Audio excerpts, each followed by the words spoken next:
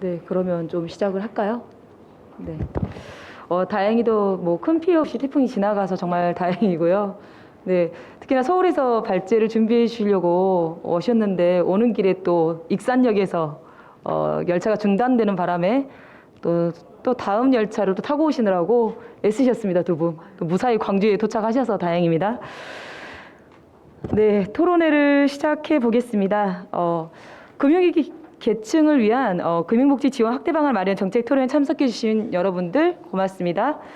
먼저 금융복지라는 용어가 무척 생소할 수 있을 건데요. 금융 관련 취약 시민들이 가계 대출, 채무, 또 부채 등 고통을 겪고 있거나 재무 관리가 필요한 부분을 복지 차원으로 접근해서 안전망 역할을 할 수 있도록 금융과 복지를 잇는다고 이해해 주시면 될 것 같습니다. 그리고 코로나 팬데믹 이후 고물가 고금리 또 고환율 등으로 제2금융권 대출이 늘어나고 다중 채무자가 급증하고 있는데요. 금융위기 사각지대 고통받고 있는 사회적 약자를 위한 금융복지제도의 필요성과 또 확대 방안에 대해서 오늘 좀 심도 있게 논의하는 자리가 되었으면 좋겠습니다. 자, 먼저 발제자 세 분과 여기 토론 참석해 주신 분들 먼저 소개 올리겠습니다. 네, 발제자로는 우리 김미선 전 성남시 금융복지 상담센터장님, 그리고 또 경기 신용복지재단 또 서민금융센터 여러 또 다양한 분야에서 근무를 하셨는데요. 김미선 센터장님 참석해 주셨습니다. 네. 네, 그리고 또 함께 오신 또 주빌리은행 상임 이사님이시죠. 유순덕 이사님 함께 해주셨습니다. 네. 그리고 이제 광산구 금융복지상담센터에서 근무하고 계시는 오현옥 센터장님 함께 해주셨습니다. 네, 그리고 광주 지속발전 가능협의 불평등 감수와 사회 안전망 구축 위원회 위원으로 또 활동하고 계시죠. 우리 박수민 이사님 함께 해주셨습니다. 네, 그리고 토론자로는 우리 광주광역시 경제정책관 송권춘 정책관님 함께 해주셨고요. 네. 그리고 우리 일자리 정책관의 우리 광산구 일자리 정책관의 백정순 과장님 자리에 함께 해주셨습니다. 네, 고맙습니다. 그리고 뒤쪽에 보면 우리 투게더 나눔 문화재단 우리 김미숙 우리 상임위원장님, 네, 반갑습니다. 네, 그리고 이명루 시의원님도 함께 해주셨습니다. 네, 인사해 주세요. 네, 그리고 우리 강수은 우리 운영위원장님도 함께 자리해 주셔서 고맙습니다. 네, 네, 그러면 또 누가 계신가요? 네, 이명로 의원이 아까 인사해 주시. 네, 그리고 저 뒤에 우리 박수기 의원님 함께 해주셨습니다. 네, 그리고 많은 분들이 또 함께 해주셔서 고맙습니다. 또 금융위기 계층 지원 금융복지 지원 확대 방안의 토론회를 지금 바로 시작하겠습니다. 먼저 저희 김미선 발제자님과 함께 하겠는데요. 현재 금융복지 상담협회 고문님으로 활동하고 계시는데요. 김미선 우리 고문님에 대해 발제 듣도록 하겠습니다. 앞에서 좌장이신 이기순 그 부의장님께서 설명하신 대로 이 사업에 대한 출발은 사실 그림에 대한 걸로 주로 설명을 하도록 하겠습니다. 가계부채 문제 때문이었고요. 사실 이 뭐 복지 쪽에 계신 분들은 복지에 다양한 분야가 있는데 금융복지는 언제 생겼냐라고 말씀을 하시는데 사실은 전혀 그렇지 않고요. 저희가 이 사업을 시작하게 됐던 동기는 그 인천시 연수구에서 보건복지부의 바우처 사업에 참여를 하면서 연수구에 있는 장애인이면서 기초생활수급권자인 그 가구의 부채 상담을 하게 되면서 이제 그 가구들의 문제점들을 좀 알게 됐습니다. 무슨 얘기냐면 이제 수급권자분들이 정부로부터 받는 수급비를 그 중에서 대부분을 다 이렇게 빚을 갚는 데 쓰고 계셨기 때문에 이거에 대한 이제 문제 인식을 좀 하게 됐고요. 왜냐하면 70만 원에서 40만 원 민간보험사 보험료 내고 나머지 30만 원은 이제 각종 카드 뭐 대출 이자를 내고 있으니까 생계 유지가 사실상 거의 불가능한 그런 구조라는 걸 저희가 확인을 하게 됐고, 그게 이제 2010년이었는데 그 당시 때 다양한 이제 기초자치단체 뭐 광역 돌아다니지 않은 데가 한 군데도 없을 정도로 많은 곳에서 이와 관련된 이제 설명을 했는데 잘 안 됐다가 우연히 이제 서울시에서 그 보궐선거 진행 중에 이 정책 사업으로 저희가 이거를 제안을 하게 됐고, 그 정책 사업 중에 이제 내용에 그 캠프에 참여하셨던 어떤 교수님께서 붙여주신 이름입니다. 그래서 이제 저희는 어떻게 보면 이제 거꾸로 많이 설명을 하는 게 금융이라는 게 결국에는 돈을 빌리는 그런 거거든요. 이제 순환을 하는 건데 이 자금 순환에 있어서 결국에는 당사자인 이용자인 소비자 입장에서는 그게 빚이라는 거고 결국엔 빚은 내 돈이 아니라 남의 돈이기 때문에 이자를 같이 얹어서 뭐 하여튼 그게 끝까지 상환을 해야 된다는 그런 엄청난 이제 이 부담으로 작용한다라는 걸 저희가 확인을 하고 운 좋게 이제 서울시에서 이 사업에 대한 부분을 시작을 하게 됐습니다. 금융복지라는 이름으로요. 그래서 이제 저희끼리는 금융으로 생긴 문제를 이제 복지 차원으로 접근한다. 그래서 꼭 복지에 대한 영역은 아니지만 이제 많은 분들이 이제 그런 식으로 좀 아전 인수 같은 그런 느낌으로 좀 가져다가 뭐 설명을 하는데 저는 사실은 그거는 별로 중요하지 않다고 보고 이름보다도 이 내용에 대한 부분이 어떤 부분이고 그다음에 어떤 식으로 전개돼야 되는지에 대한 것들을 좀 설명을 좀 드리고자 합니다.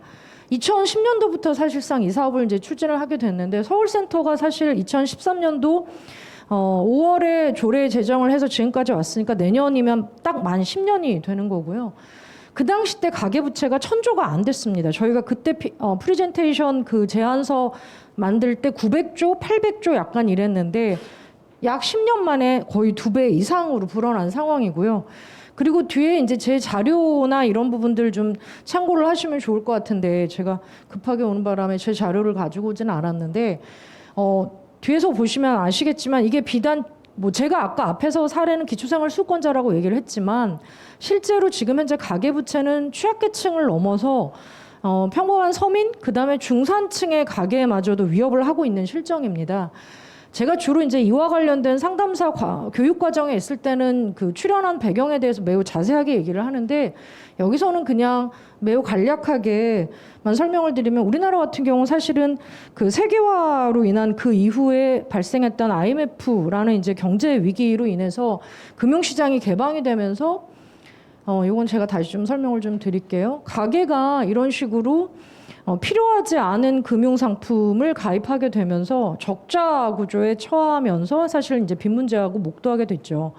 아이러니하게 현장에서 많은 분들이 사실 이 금융상품, 그러니까 뭐 보험이 가장 대표적인 거고, 그 다음에 이제 돈 걱정하면서 투자를 하게 되는데, 돈 걱정, 돈 문제에서 자유롭고자 상품을 가입하고 투자를 하는데 그 순간부터 다시 빚의 굴레로 가게 되는 매우 폐쇄적인 악순환의 그 구조에 빠지게 됩니다. 그 늪이. 그리고 그거는 IMF 이후로 대부분의 wen만한 가게, 가정, 개인이 다 공통적으로 처한 문제고요.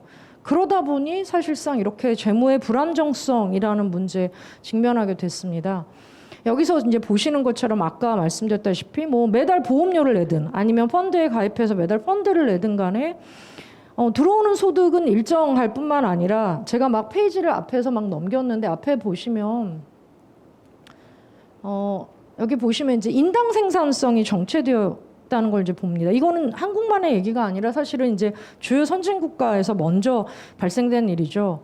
자본이 축적되고 기술이 발달하면서 개인 1인의 그 노동자가 생산하는 생산량은 어마어마하게 늘어났지만 그거에 대한 제대로 된 분배가 이루어지지 않으면서 오히려 시간이 지나면 지날수록 인플레이션으로 인해서 소득은 더 줄어들게 되는 거죠. 그러니까 실질 소득 혹은 가처분 소득은 줄어들고 있는데 그 가처분 소득에서도 하물며 대부분을 다 이렇게 보험료 혹은 투자 또 그도 아니면 줄어든 소득에 대한 부분들을 다 대출로 감당을 해야 되다 보니 이렇게 빚으로 생계를 유지할 수밖에 없는 그 구조에 빠지게 됐다는 걸 저희가 확인을 하게 됐습니다. 그래서 실제로 이게 뭐 여기서는 뭐 제가 시간이 많지 않아서 그렇게 큰 얘기는 안 하겠지만 신자유주의 자본주의 시스템이란 그 안에서 벌어지고 있는 다양한 일들 중에 하나가 결국에는 정부가 작은 정부를 지향을 하고 혹은 그 정부 재정이 적자라는 그 뭐랄까요 핑계 하에 사실상 재정 지출을 감소를 하면서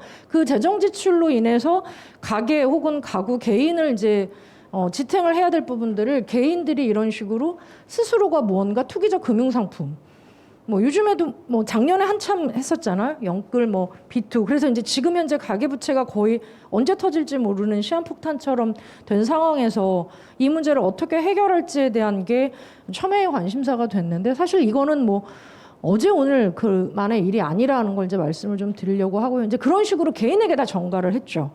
개인에게 전가를 하다 보니 개인으로서 이제 둘 중에 하나인 거예요. 자기 개발, 자기 능력을 최대치로 끌어올려서 어떤 승자가 되거나, 그게 이제 뭐 학력에서도 나타나는 거고, 아니면 이제 그게 어떤 재산, 자산 뭐 이런 영역에까지도 계속 확대가 되면서 누구나가 다 그런 어떤 위험 앞에 노출되었을 뿐만 아니라, 그로 인해서 이게 제일 크죠. 빚 문제로 인해서 생기는 게 이런 부분입니다. 자기 삶의 결정권, 주도권이 박탈이 되는 거예요. 저희가 사실은 이 금융복지 사업에 대한 부분을 하기에 앞서서 더 먼저 얘기를 했던 거는, 돈의 이제 인문학 강좌라고 해서 실제로 돈이라는 것 자체는 도구로서, 수단으로서 그 개인 혹은 어떤 가정의 삶이 좀 더 나은 방향으로 갈 수 있도록 하는데, 그 역할을 하도록 해야 하는데, 이 가계부채에 직면한 대부분의 개인이나 가정은 이 돈 앞에서 자유롭지 못하게 되는 거죠. 그러니까 그 돈이 내 돈이 아닌 거예요. 반드시 갚아줘야 될 돈뿐만 아니라 앞으로 미래에 벌 돈마저도 가불구조에 갇히면서 사실상 그 돈에 대한 자기 결정권이 전혀 없는. 그래서 뒤에 이제 뭐 추심이나 이런 얘기들도 다시 하겠지만, 사실상 그로 인해서 아주 기본적인 기초적인 권리와 그런 권한마저도 유린되고 있는 걸 저희가 매우 많이 볼 수 있습니다. 뭐 지금은 사실상 뭐 IMF 얘기도 했지만 코로나 팬데믹으로 인해서 또 하나의 또 여파가 오고 있잖아요. 그러다 보니 가정의 그 불안정성은 점점 더 심화되고 있는 그런 상황입니다. 이건 제가 이거 그 토론 준비하면서 우연히 유튜브에서 확인을 했는데, 아주 전형적으로 잘 보여주는 이런 것들이 가끔 유튜브나 페북 이런 SNS 상에 좀 돌더라고요. 그러니까 사실 어떻게 보면 좀 여기가 좀 제일 심각하죠. 일만 하면 오히려 일을 하고 있는데도 먹고 살기 좀 어려운 그런 상황이 이제 점점 되고 있다 보니 그렇습니다. 그래서 지금 가정의 재무 상태가 어떠냐, 가장 이제 구체적으로 보여주고 있는 거죠. 저축률은 매우 낮고, 또 만성적인 적자에 시달리다 보니 저축하는 것마저도 이제 다시 또 빚을 갖거나 그 마이너스 현금 흐름을 메울 수밖에 없는 그런 구조다라고 하는 겁니다.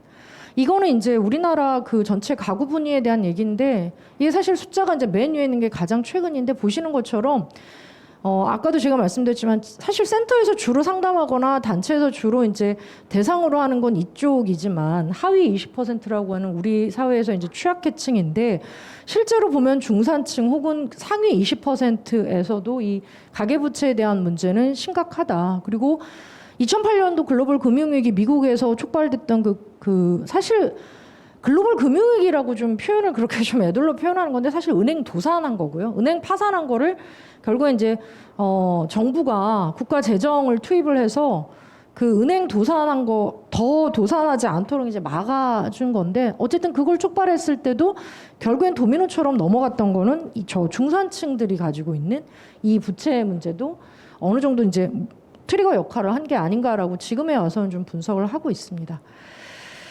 자, 뭐 이게 이제 매년 어쨌든 아시겠지만 통계청에서 이제 발표하는 건데, 제가 사실 주로 많이 더 들여다보는 건 이렇게 은퇴하신 60대 가구가 가지고 있는 부채도 상당하다는 거, 전체 가구에서. 그다음에 이제 자영업자, 뭐 이번에도 새출발기금 그거 발표하면서 굉장히 지금 시끄러운데, 실제로 자영업자분들 같은 경우에 이 부채에 대한 게 명확하게 구체화되기가 좀 쉽지 않죠. 왜냐하면 이 자영업자 소상공인들 같은 경우는 빚을 여기저기 빌리다 보니 이게 겹쳐지는 부분들도 분명히 있고 한데, 이거에 대한 데이터나 통계가 좀 명확하지 않은데, 일반적으로 평균적인 그 상용 근로자 가구가 가지고 있는 거에 거의 한 1.4배 정도 혹은 뭐 한 그 정도 된다고 지금 저희가 추정을 하고 있습니다. 그리고 뭐 제가 여기서는 뭐 표시를 안 했는데, 실제로 지금 현재 우리나라의 그 주택담보대출에 대한 한계 가구도 190만 가구 정도 전국적으로 한다고 하니 이게 적지 않고, 또 결국에는 이게 스스로가 다 감당해야 되는 부채인데, 뭐 소득, 그나마 이제 소득이고, 그다음에 집안에서 누가 나 대신 뭐 갚아줄 수 있는 그런 재산이 많은 부모님, 조부모님이 계신다면 상속이든 증여든 해서 할 텐데, 그렇지 않은 이제 한계 혹은 그 이하에 있는 가구들 같은 경우는 불법 사금융이나 이제 사채도 노출이 될 위험성이 매우 높은 거죠. 이런 부분들은 좀 빨리빨리 지나가도록 하겠습니다.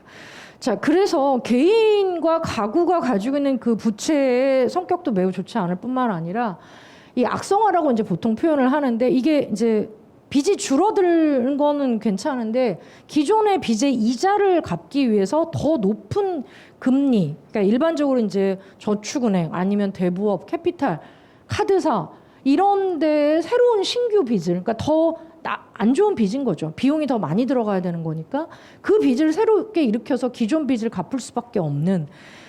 왜냐하면 가계부채가 결코 줄지가 않았거든요. 총량뿐만 아니라. 그리고 그 질적인 부분들도 그렇고.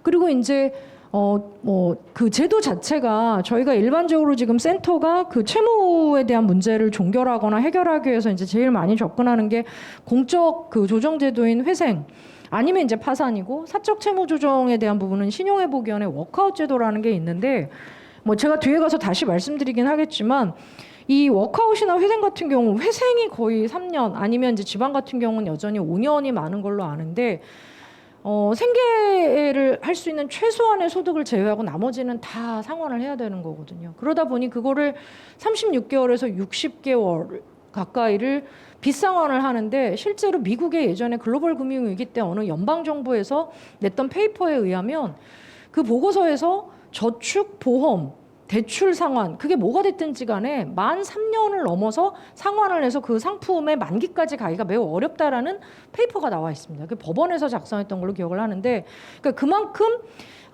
최근, 그러니까 21세기의 근로자들의 직장이나 소득이나 어쨌든 일자리, 급여에 대한 부분이 매우 불안정하기 때문에 그런 금융상품이나 대출을 유지하기 어렵다라는 이제 그런 건데, 실제로 워크아웃 같은 경우도 아무리 금액이 그게 낮다 하더라도 평균적으로 7, 8년을 상환을 해야 되거든요. 그러니까 채무 종결 되게 어렵다라는 이제 그런 얘기를 하는 거고, 뭐 소득만 안정적으로 들어온다면 그게 뭐 정부로부터 지원받는 다양한 뭐 수급이든 아니면 뭐 복지 혜택이든 아니면 자기가 일을 해서 버는 거든 이전 소득이든 일정하게 10년 가까이가 들어온다면 괜찮지만, 그렇지 않은 상황에서는 이 그러니까 채무 조정을 통한 구제라는 것도 사실 조금 어불성설인 상황이고요.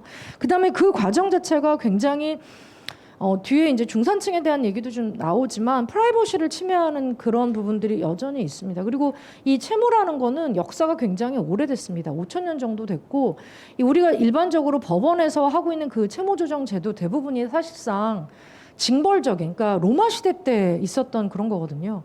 그러다 보니 굉장히 징벌적 요소도 많고, 또 그 과정 자체가 타인의 재산을 침해한 그 부분에 대한 거를 어떻게 보면 좀 망신주기 같기도 하고, 그래서 허들 자체가 굉장히 높아서 채무 종결을 하기가 어려운 상황인데, 이제 그 과정 자체에 대한 게 이미 채무자들, 일반적인 서민들이 모르지 않습니다. 학습 효과가 있거든요.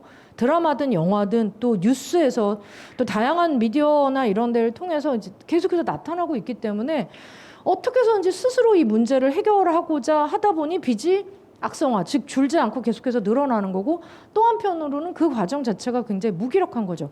아까 말씀드렸다시피 내가 스스로 그게 몇 푼이 됐든 간에 그 돈에 대한 자기결정권을 가지고 있음으로 인해서 생길 수 있는 어떤 다양한 권리와 그런 부분들이 있는데, 그걸 끊임없이 망가뜨릴 수밖에 없는, 동기를 꺾는 과정들이 아주 뭐 비일비재하게 일어나고 있는 거죠. 그래서 좀 정리를 하자 보면 이 채무 문제 자체가 너무 지나치게 구조적으로 개인화, 그건 뭐 역사적으로 워낙에 오래됐기 때문에, 그리고 채무자 본인들도 좀 그렇게 생각하는 경우가 있고, 지금도 가계부채가 사실 우리나라 경제를 굉장히 위험에 빠뜨릴 수 있다라는 게 대내외적으로 매우 공공하게 얘기되고 있는데도 불구하고 이 빚 문제 해결에 대한 거를 정부가 말을, 물론 그 수사도 되게 잘못된 표현이긴 하지만 날 때마다 도덕적 해이라는 등 뭐 그렇게 뭐를 해줘도 똑같은 말이긴 하는데, 그런 식으로 이제 채무자에게 너무 지나치게 가혹한 환경도 좀 문제가 되고 있고요. 그래서 사실상 그 국가 경제뿐만 아니라 개인의 삶 또한 이 지속 가능하기 매우 어려운 그런 구조다라는 겁니다. 이건 아까 이제 제가 앞에서 말씀드렸던 겁니다. 그래서 이게 비단 저희 지금 뭐 광주 광산구청뿐만 아니라 저게 맨 위에서 보시는 것처럼 지금 현재 전국에 한 14개, 제가 지금 안경을, 이게 다른 안경을 끼고 있어서 먼 글자가 좀 잘 안 보이는데, 하여튼 다양한 시군에서 이 사업을 지금 추진하고 있습니다. 밑에 보시는 것처럼 상담사가 한 100명이 좀 넘고요. 그동안 이제 이걸 통해서 채무 조정을 정리를 한 게 이자 포함한 금액입니다. 3조 이상이 됩니다. 그래서 뭐 경과에 대한 건 제가 방금 전에 말씀드린 걸로 제가 좀 가름을 하겠고요. 여기서 조금 저기를 하면 이제 시민단체 주빌리은행 역시도 금융복지 상담 사업을 추진하는 과정에서 그 뒤에 가서 이제 다시 화면이 좀 있긴 한데 그 월가 점령꾼들이 채권 소각을 한 거를 보고 우리나라에서도 이러한 어떤 이벤트도 할 뿐만 아니라 이 부실 채권 그 시장이 가지고 있는 그 좀 잘못된 관행들도 있었고 또 그 안에서 사실상 채무자의 인권을 유린하는 그런 행태, 그 다음에 매우 헐값에 사고 팔리면서 또 하물며 그 안에 매우 소중하게 다뤄야 된다고 얘기를 하는 개인 정보들이 쉽게 오고 가는 그런 부분들에 대한 거를 사회에 이제 저희가 좀 알리게 됐던 그런 계기도 좀 있었고요. 그래서 그 사업에 대한 거는 문재인 정부에서도 금융공기관의 민간금융기관이 보유한 시효가 완성된, 그러니까 마치 처벌할 수 없는 것처럼 형사처벌에도 그런 시효에 대한 그런 게 있잖아요. 똑같이 채권에 대해서도 시효가 있는데 시효 완성된 부실 채권에 대한 부분을 약 한 45조 정도 이상 탕감을 하게 된 어떻게 보면 견인 역할을 한 게 이제 저 시민 단체였습니다. 뭐 상담사 교육에 대한 얘기는 뭐 제가 여기서 꼭 굳이 그렇게 얘기할 필요는 없습니다. 이제 다만 저희가 없던 분야의 일을 만들어서 진행을 하다 보니, 그리고 아시는 것처럼 뭐 단어가 지금은 그래도 많이들 조금 익숙해서 이 업계 관련된 분들은 좀 그래도 익숙하신데 그렇지 않은 분들을 교육하기 위해서 많은 이야기들을 하고 있는데, 저희가 하고 있는 그 이제 상담에 대한 내용은 사실은 가장 중요한 건 저는 이 6번째라고 생각을 합니다. 아까도 잠깐 말씀드렸다시피 결국에는 자기가 일해서 번 돈에 대한 거, 아니면 자기 수중에 들어와서 자기가 어떻게든 사용할 수 있는 그 권한에 있는 돈에 대한 부분은 그 누구의 눈치도 받지 않고 스스로 돈 관리하면서 쓰면 됩니다. 돈은 사실을 쓰기 위해서 만들어진 거고 쓴 사람만이 그 돈의 주인입니다. 저희는 이제 그런 부분들을 실질적으로 상담을 통해서 안내를 해드리고 싶습니다. 여기에서는 귀천이 없습니다.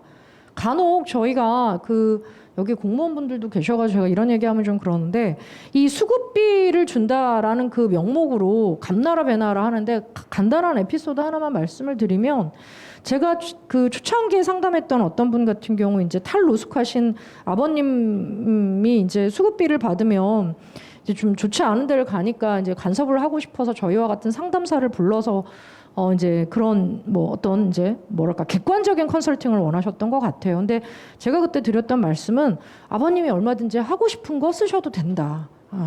그 돈에 어떤 꼬리표가 있는 게 아니라 수급비로 해서 들어왔을 경우에 오히려 그 돈을 전혀 필요 없는 민간보험사 보험료 내고, 그 다음에 그렇게 보험료 내고 또 쓸 돈이 부족하니까 다시 카드로, 상환도 안 되는 사람에게 주어지는 빚으로 인해서 세금으로 다시 은행들을 배불리거나 보험회사 상임이사들 그 연봉 몇십억씩 하는 그 연봉에 일부러 가는 그 자체가 오히려 매우 잘못된 관행인 거지, 그 돈을 가지고 그 아버님이 탁주 한잔 하고 그 탁주 마시면서 자기 옛날에 지나간 이야기 하는 주점에 여사장님 만나러 가는 걸 가지고 그 컨설팅을 해준다는 거 그 자체가 매우 잘못된 거라고 저는 그렇게 생각을 하기 때문에 그런 부분을 좀 극복을 해야 된다. 근데 그렇게 가기 위해서는 빚이 있으면 안 되다 보니 빚 문제를 좀 조정을 하고 본인이 하고 싶은데 쓸 수 있는 목돈을 만들어서, 그리고 돈을 모으기 위한 계획이 아니고요. 모은 돈을 어디에다가 자기가 쓰면 됩니다.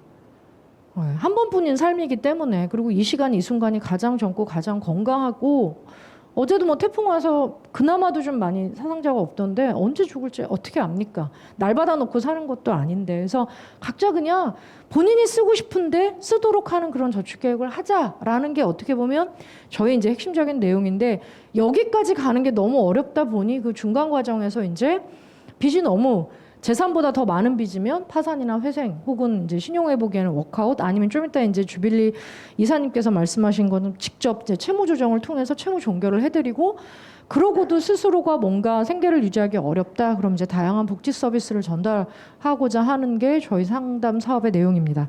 사업이 가고자 하는 방향은 매우 명확합니다. 이 부분에 대한 거는 사회복지 공무원들이 주민센터에 한 분씩 앉아 계셔서 하면 좋고, 아까도 오면서 저희가 익산역에서 미니 토론회를 먼저 했거든요. 유 이사님하고 2시간 가까이를. 네, 그런 얘기를 했습니다. 제가 먼저 얘기해서 이사님이 좀 화내실지도 모르겠는데 은행이나 금융회사에서 이런 채무 조정에 대한 걸 직접 먼저 하면 됩니다. 돈을 빌려준 사람이 누구보다도 이 채무의 색깔이나 돈을 빌려간 사람에 대한 정보, 신용 점수, 평가를 그들이 다 알고 있기 때문에 그거를 적절하게 하면 되는 거고, 그 다음에 이제 또 하나가 저는 이제 주민센터에 사회복지 담당 그런 공무원이든 아니면 거기서 일하고 계신 분들이 계시는 것처럼 전국의 모든 센터에 저희와 같은 상담사들이 있으면, 사실은 뭐 시간이 많지 않아서 그런 말씀을 많이 못 드리는데 금융피해, 금융사기 사건이 사실 지난 한 2, 30년 동안 끊이질 않습니다. 가장 최근의 일도 뭐 라임 옵티머스 그런 잘못된 사모펀드부터 시작을 해서 기타 키코 사태 가까이 했고, 한진 동양, 그러니까 제대로 된 그 내부 정보자가 아니면 그 기업이나 그 회사에 대한 제대로 된 정확한 정보 접근도 없는 상황에서, 아까도 보신 것처럼 미래에 대한 투기적인 요소 혹은 어떤 부자가 되고 싶다라기보다 지금도 이렇게 먹고 살기 힘든데 내가 더 이상 일할 수 없는 노후에는 어떻게 될지에 대한 그 불안감만 조성을 해서 그런 금융 피해가 굉장히 많은데, 그 피해를 줄이기 위한 그런 적절한 저희와 같은 상담사들이 시민들이나 서민들 가깝게 있으면 그런 문제를 좀 사전에 예방하지 않을까. 뭐 뿐만 아니라 불법 사금융은 더 말할 나위도 없고요. 불법 사채도 그렇고, 뭐 요즘 어쨌든 어마어마한 이 스마트폰 기술을 토대로 해서 개인에 대한 그 금융 피해 뭐랄까요, 범위가 엄청나게 다양하고 굉장히 또 대상에 대한 나이도 어려지고 있습니다. 고등학교, 중학교 아이들에게까지 좀 미치고 있는 그런 환경이 자꾸 조성이 되고 있기 때문에 이건 비단 취약계층이나 누구만을 위한 일은 아니라고 저는 생각합니다. 효과에 대한 거는 제가 방금 전에 얘기했던 사례로 말씀을 좀 드리도록 하겠습니다.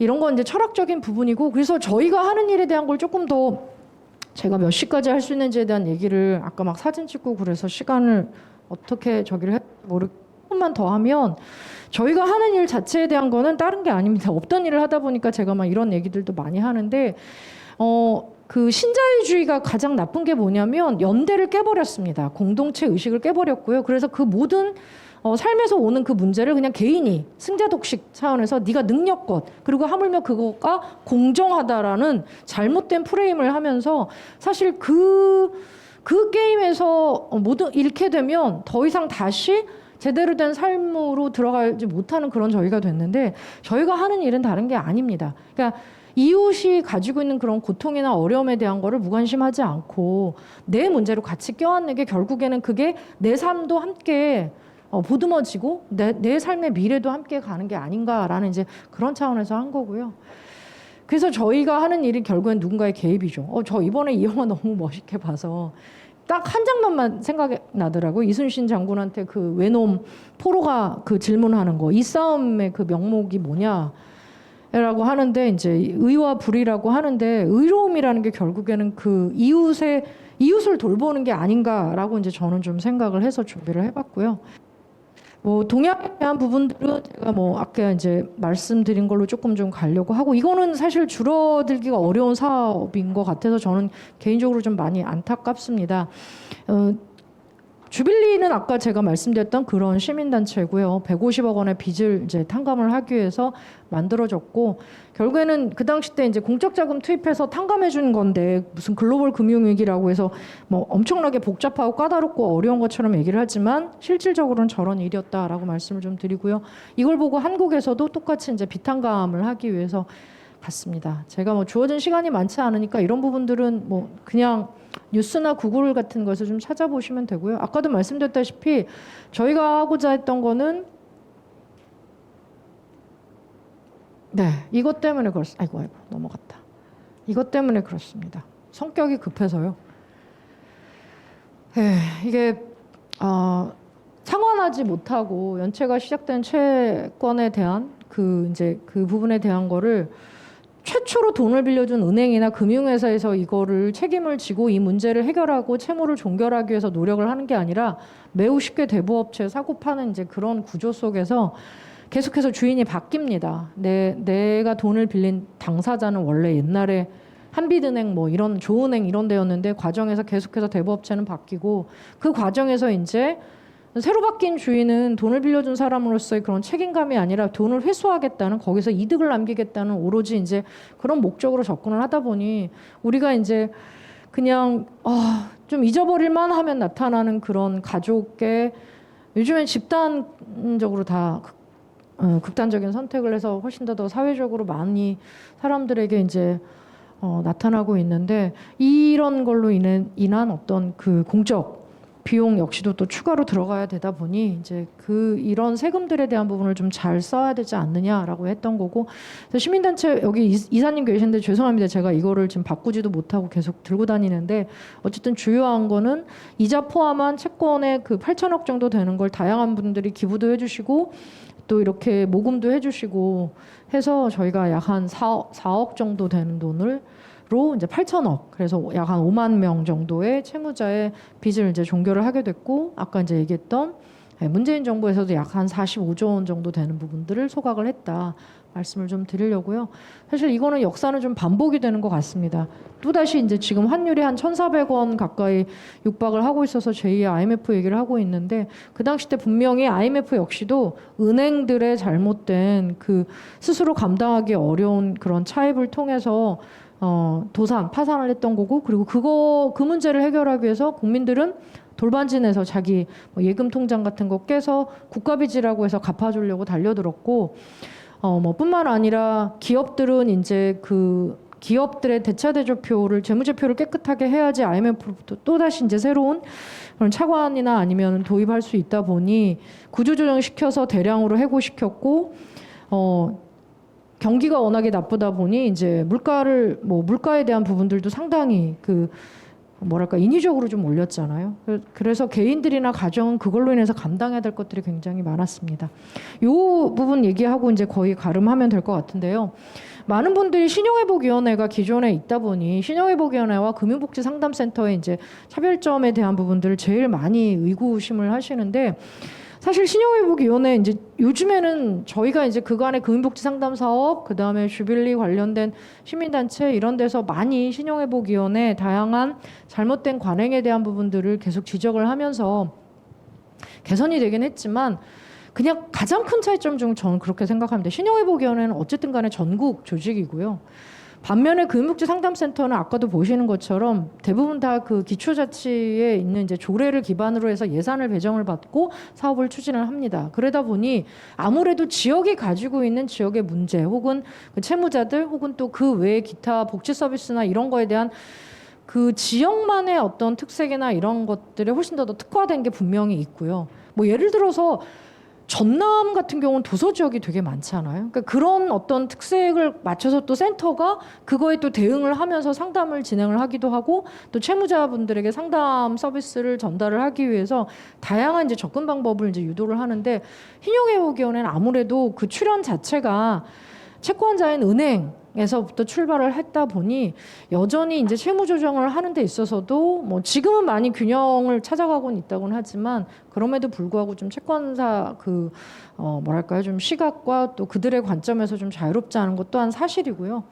그리고 실제로 중재기관이다 보니 채무자가 가지고 있는 또 여타의 좀 문제점들에 대한 부분들에 있어서 좀 더 좀 강력하게 드라이브를 좀 거는 데는 한계가 좀 많다라는 걸 저희가 현장에서 좀 많이 봤습니다. 그래서 이게 분명한 차이점이 있습니다. 저는 채권자와 채무자를 꼭 편가름을 하고 싶다는 건 좀 맞지는 않고요. 왜냐하면 사실 저희가 돌봐야 되는 또 분들 중에서는 전세보증금 세입자들 같은 경우는 또 채권자거든요. 지금 전국적으로 1조 5천억 정도 된다라고 하던데, 그 갭 투자를 토대로 해서 본인이 감당하기도 어려운 그런 어마어마한 빌라를 보유를 하고, 세입자인 채권자에게 제때 그 보증금이나 월세 보증금을 다시 돌려줘야 되는데 돌려주지 못해서 오히려 선의에 또 그 피해를 입는 그런 채권자도 또 분명히 존재하니까, 그래서 사실 이제 그와 관련된 부분들에 있어서를 이 금융복지상담센터의 상담사님들은 그런 분별력을 갖고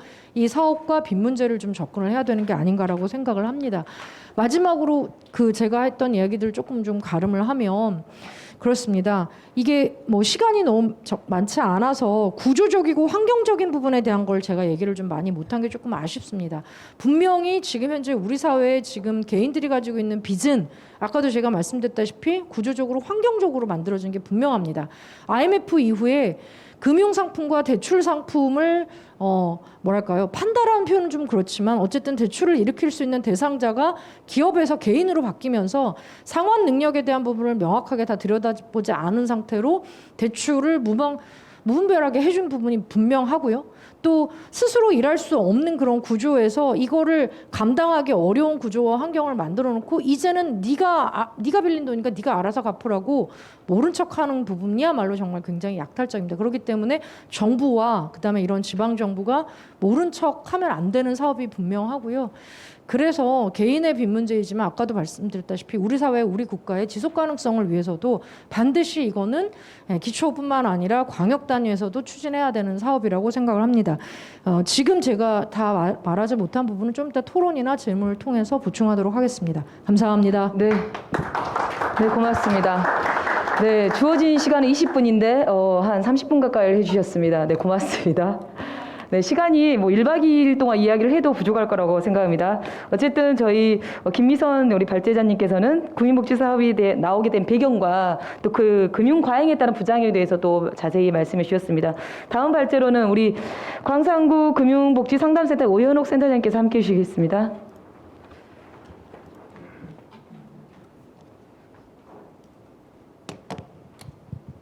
네, 센터장님 10분 네 부탁드립니다. 안녕하세요. 광산구센터 오현옥입니다. 저는 91년도에 전남대학교를 졸업하고 첫 직장을 보험회사를 들어갔다가 은행을 들어갔다가 그 재무상담, 가게 돈 관리하는 재무상담을 하다가 이러면서 96년도 9월 1일에 광산구 금융복지상담센터가 개소를 합니다. 그러면 제가 95년도부터 96년도까지 그냥 몇 년입니까? 우리가 2016년도에 광산구센터 개소를 하면서 20여 년을 넘게 금융에 대한 현장에 있었죠. 그래서 금융복지를 하고 싶어서 입사를 하고 금융복지 상담을 하는데 개소식에 찾아오신 손님들이 하시는 말씀 두 가지가 제 뇌리에 오늘 생각이 납니다. 의원님들 오셨고 기타 이제 뭐 이런 분들 오셨을 때 빚을 왜 없애주지? 파산을 다 시켜주면 대한민국 경제는 어떻게 돌아가지? 이런 말씀을 한 분도 아니고 오시는 분이 적지 않게 그 말씀하십니다. 또 한 분은 저희 사무실이 그 광산구 광주여대 쪽에 기초생활수급자들이 많이 계시는 주공아파트 쪽에 있어요. 왜 이렇게 사무실이 외직에 숨겨놨어? 이렇게 얘기를 할 때 그 만드신 분이 그러셨어요. 여기 상담 오면 창피하잖아. 은밀하게 왔다 가야 해. 여기 드나든 거 다른 사람 배려하기 위해서 우리 상담실을 숨겨놨어라고 말씀을 하셨던 2016년 9월에 상담을 시작하면서 오신 외부의 손님들한테 들었던 얘기입니다. 제가 상담을 이제 20여 년 동안 금융의 현장에서 금융 상품을 가지고 일을 했던 그 시간에서 금융복지 상담을 시작하는 첫 달에 제가 느꼈던 엄청난 충격이 있었어요. 설마 이렇게 돈이 없는 사람들이 있었어? 이런 느낌이요. 아까 우리 이제 앞에 발제자분께서 말씀 주셨는데요. 채무노예라는 거. 채무노예.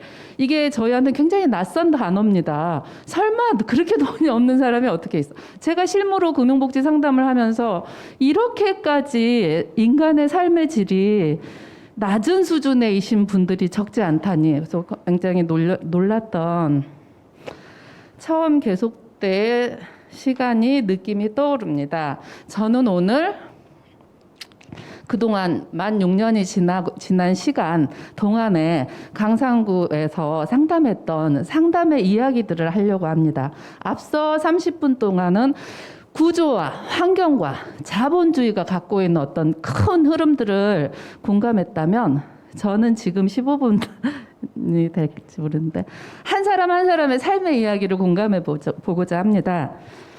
첫 번째로 제가 이제 올려놓은 거 보면요. 이거 넘겨야 되죠. 첫 번째로 상담 유형별 구분의 표를 올려놨습니다. 저기서 이제 잘 보이지는 않아 책자 보시면 채무 조정을 상담하시는 분들이 97%, 재무 상담을 하신 분들이 1%입니다. 그런데 제가 6년 동안 이렇게 외부에 강의를 나갈 때 앉아 계시는 분께 여쭤봅니다. 금융복지 상담센터를 들어보신 적 있으신가요? 그러면 거의 모르십니다. 저희가 텔레비전에 광고하지 않잖아요. 그리고 이렇게 일상적으로 존재하는 새로운 사업이잖아요. 아시는 분들이 없습니다. 그렇게 광고를 많이 하지 않기 때문에 신문에도 버스에도 다 나오지 않으니까 모르십니다. 근데 이분들이 그래서 오롯이 이렇게 돈이라는 문제, 나의 자산의 크기라는 문제, 나의 가난이라는 문제는 철저하게 저희들한테 개인의 문제였습니다. 오롯이 개인의 문제였습니다. 근데 알려지지 않은 금융복지 상담센터에 자발적으로 유입해서 오시는 분들이요. 그분들 오라고 소문내지 않아도 스스로 찾아서 오시는 분들이 나 좀 도와주세요 하는 문제가 너무 없어서 어디 가서 말할 수 없었던 문제에 자발적 유입되는 부분들이 있어요. 그렇고 또 코로나 때문에 저희가 너무나 사회가 어렵다고들 얘기하는데 작년에 올해 시중은행에서 제가 써놓은 두 줄, 시중은행에서 올린 예대 마진, 순이자 수익 이게 15%가 증가했잖아요.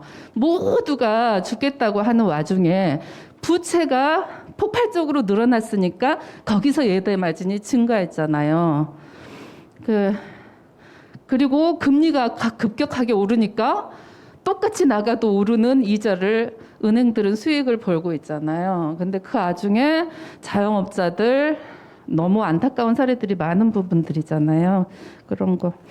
그리고 재무상담이라는 영역도 저희에게 너무나 익숙한 은행에서, 보험회사에서, 증권사에서 너무나 익숙한 단어로 재무상담을 하라고 합니다. 근데 그 재무상담은 그들이 금융상품을 판매하기 위한 단어로서 너무 우리 서민들한테 보편적으로 인식이 되어 있어요. 그래서 내 자산을 늘리기 위한 상담을 한다고 와서 금융상품을 쏙 빼가는 것 때문에 어디 가서 재무상담을 하는 것은 또 낚이는 거라는 좋지 않은 경험치들이 있어서 금융복지상담센터에서는 본인의 소득 안에서 마이너스를 줄이고 자산을 축적하는 상담을 지원해드리지만 자발적으로 진행되지 못하고 있는 것도 현실입니다.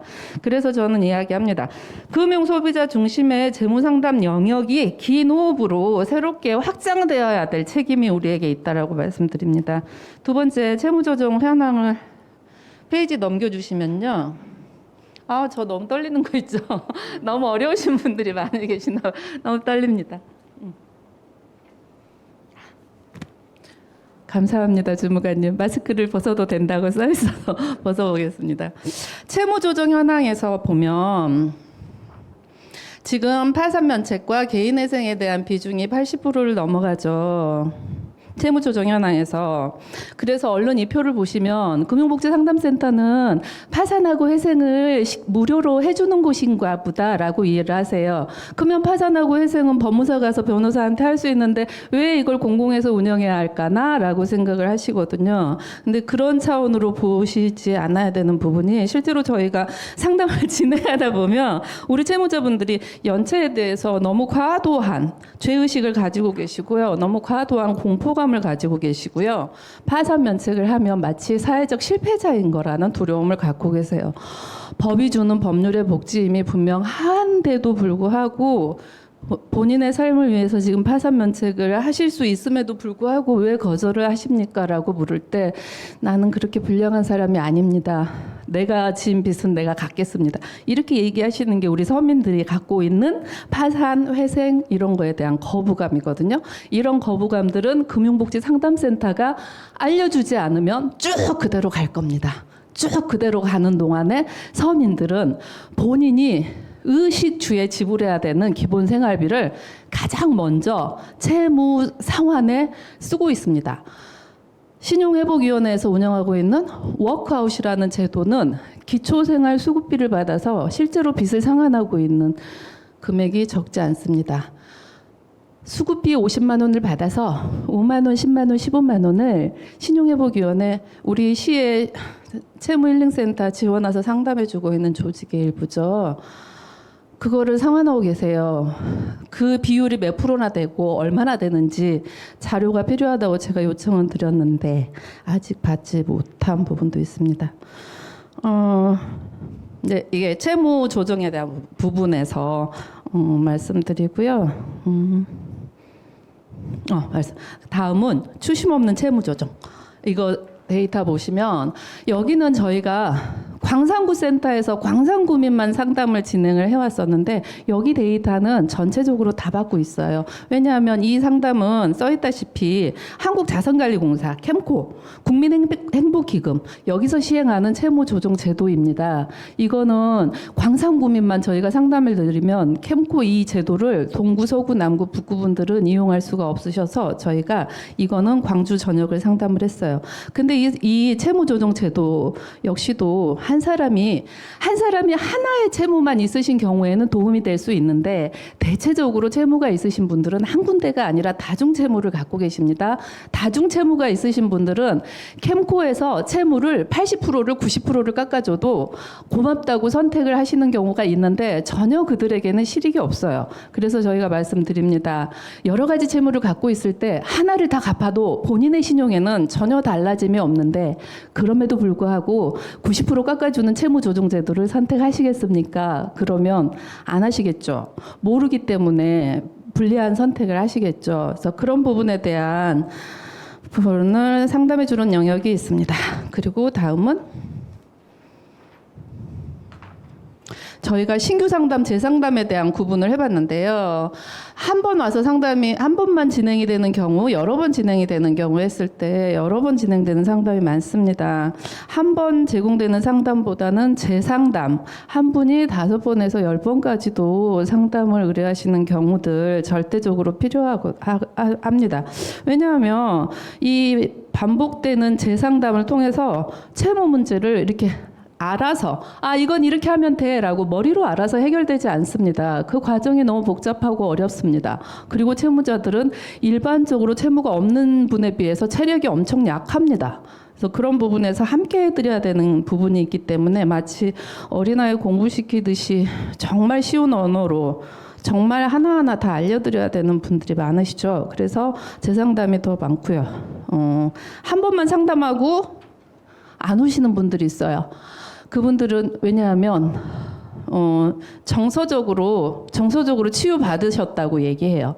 그러니까 당장 나를 통장을 못 쓰게 집에 있는 살림을 걷어가 이런 물리적인 행위가 있으면 당장의 채무를 조정하기 위한 것을 하는데 나를 힘들게 하지 않고 빚독촉만 안 하면 그런 대로 난 살 수 있어 라는 부분으로 감수하시는 분들이 있어요. 뭐냐면 내가 빚을 안 갚았어도 이게 죄가 아니었구나. 연체자가 죄가 아니었구나. 그동안 내가 너무 쫄았구나. 좀 덜 쫄았어도 되는 권리가 나한테 있었구나.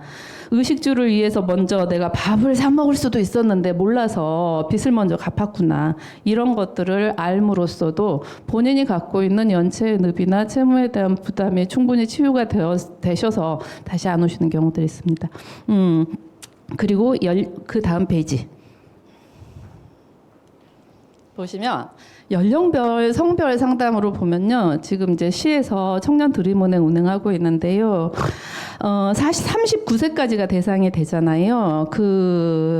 저희가 가지고 있는 데이터에 의하면 40대 이후의 분들이 거의 80%죠. 청년들이 가지고 있는 채무와 장년들이 가지고 있는 채무의 크기와 무게감과 성질이 다릅니다. 그래서 현재 청년 드림은행이 갖고 있는 순기능이 20대, 30대 청년들을 도움을 드리고 또 그들의 청년들은 젊은 세대에서 본인의 재무 상담까지 깊숙하게 상담하는 게 너무나 자연스럽게 운영이 되고 있으나 나머지 시민들 80여 %는 이 채무를 받기에는 좀 광산구만 존재하기 때문에 좀 아쉬운 부분들이 있다고 해석해 볼 수 있습니다.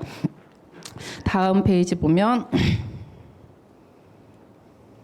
거주지별 상담으로 저희가 보고 있는데요. 거주지 광산구 80%, 나머지 기타 20%입니다. 저희가 초년도 1년 동안은 구를 구분하지 않고 상담을 다 지원해 드렸습니다. 그러다가 최근에 다시 이제 2022년도에는 다시 다 오픈을 해드리고 있습니다. 그 동안에 안 했던 이유는 광산구 재원으로 광산구 세금으로 운영되는 곳이라 다 상담하는 거는 이거 감사나 영역에 문제가 있을 수 있다라는 의견이 있어서 저희가 광산구만 했었던 적이 있고요. 지금 다시 푼 이유는 그럼에도 불구하고 이제는 광주시 금융복지 상담센터가 있어야 될 때고 그렇게 되기 위한 또 다른 사례와 데이터는 필요하기 때문에 광주시 금융복지 상담센터가 생기기 전까지는 저희가 다시 저녁에 상담을 하겠다라고 상담을 열었고요. 그래서 저희가 이제 업무협약이나 외부광이 드렸던 곳에서 유입된 말하자면 뭐 중독관리센터, 자활센터, 노숙자센터 이런 데 강의를 통해서 유입된 사례가 있다면 또 다 저녁에 걸쳐서 상담은 해드리고 있습니다. 다음은 수급자 여부를 보는데요. 그 금융복지상담센터가 금융취약계층 수급자들 이렇게 상담해 주는 곳이라고 한정해서 이야기되는 부분이 일각에서 있는데 실제로 기초 수급자 증명서 없으신 분들의 숫자가 71.6%입니다. 이거는 차상위 일반 서민들 뭐 이런 분들에 대한 욕구가 훨씬 더 많이 잠재함을 알 수 있는 데이터죠. 저희가 이제 매달 집계내는 이 숫자에 대한 부분을 이야기로 한번 풀어봤고요. 다음은요. 시간이 줄어드니까 더 호흡이 가픕니다. 제가 하는 이야기, 그 삶을 약탈하는 돈에 대한 이야기 세 가지를 해보고 사례를 세 가지 이야기하고 싶습니다. 삶을 약탈하는 거 맞습니다. 저희가 늘 겪는 그 한 사람들의 삶을 보면 적게는 채무 2천여만 원을 가지고 그걸 갚을 수 없다라는 포기감으로 자살 시도를 두세 번 하는 사례도 봤고요. 많게는 자영업 법인을 운영하시다 실패하셔서 부부의 채무 거의 10억에 넘는 금액을 파산을 도와드린 적도 있는데 너무 적은 돈에 자기 삶을 포기해버리시는 사례들 적지 않습니다. 첫 번째 사례는 그 부산 완도 앞바다에서 조윤아 일가족이요. 저는 이거 데이터 준비하면서 알았습니다. 광주 사람이었더라고요. 광주 분이었고 남구 주민이었나 봐요. 남부 경찰서에서 브리핑을 하는 걸 봤습니다. 그 40대 아우디 렌탈에서 타셨다고 하는 그 40대도 가상 루나라는 코인에 실패해서 2천만 원의 손실을 입었고요. 그가 갖고 있던 전체 채무의 액수는 1억 5천만 원입니다. 그 금액을 해결할 수 있는 방법이 분명히 있었을 텐데 그 포기할 때 손잡을 수 있는 기관이 사람이 가까이에 없었다는 부분이 좀 생각이 들 수 있습니다. 근데 실제로 자영업에 실패하신 분들, 코인에 실패하신 분들, 주식에 실패하신 분들 너무 많죠.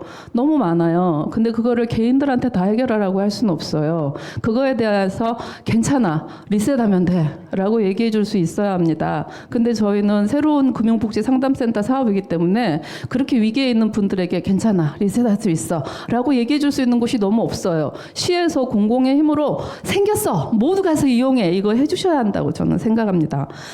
두 번째 사례를 보면 광주에서 그작년에 발생했던 건데요.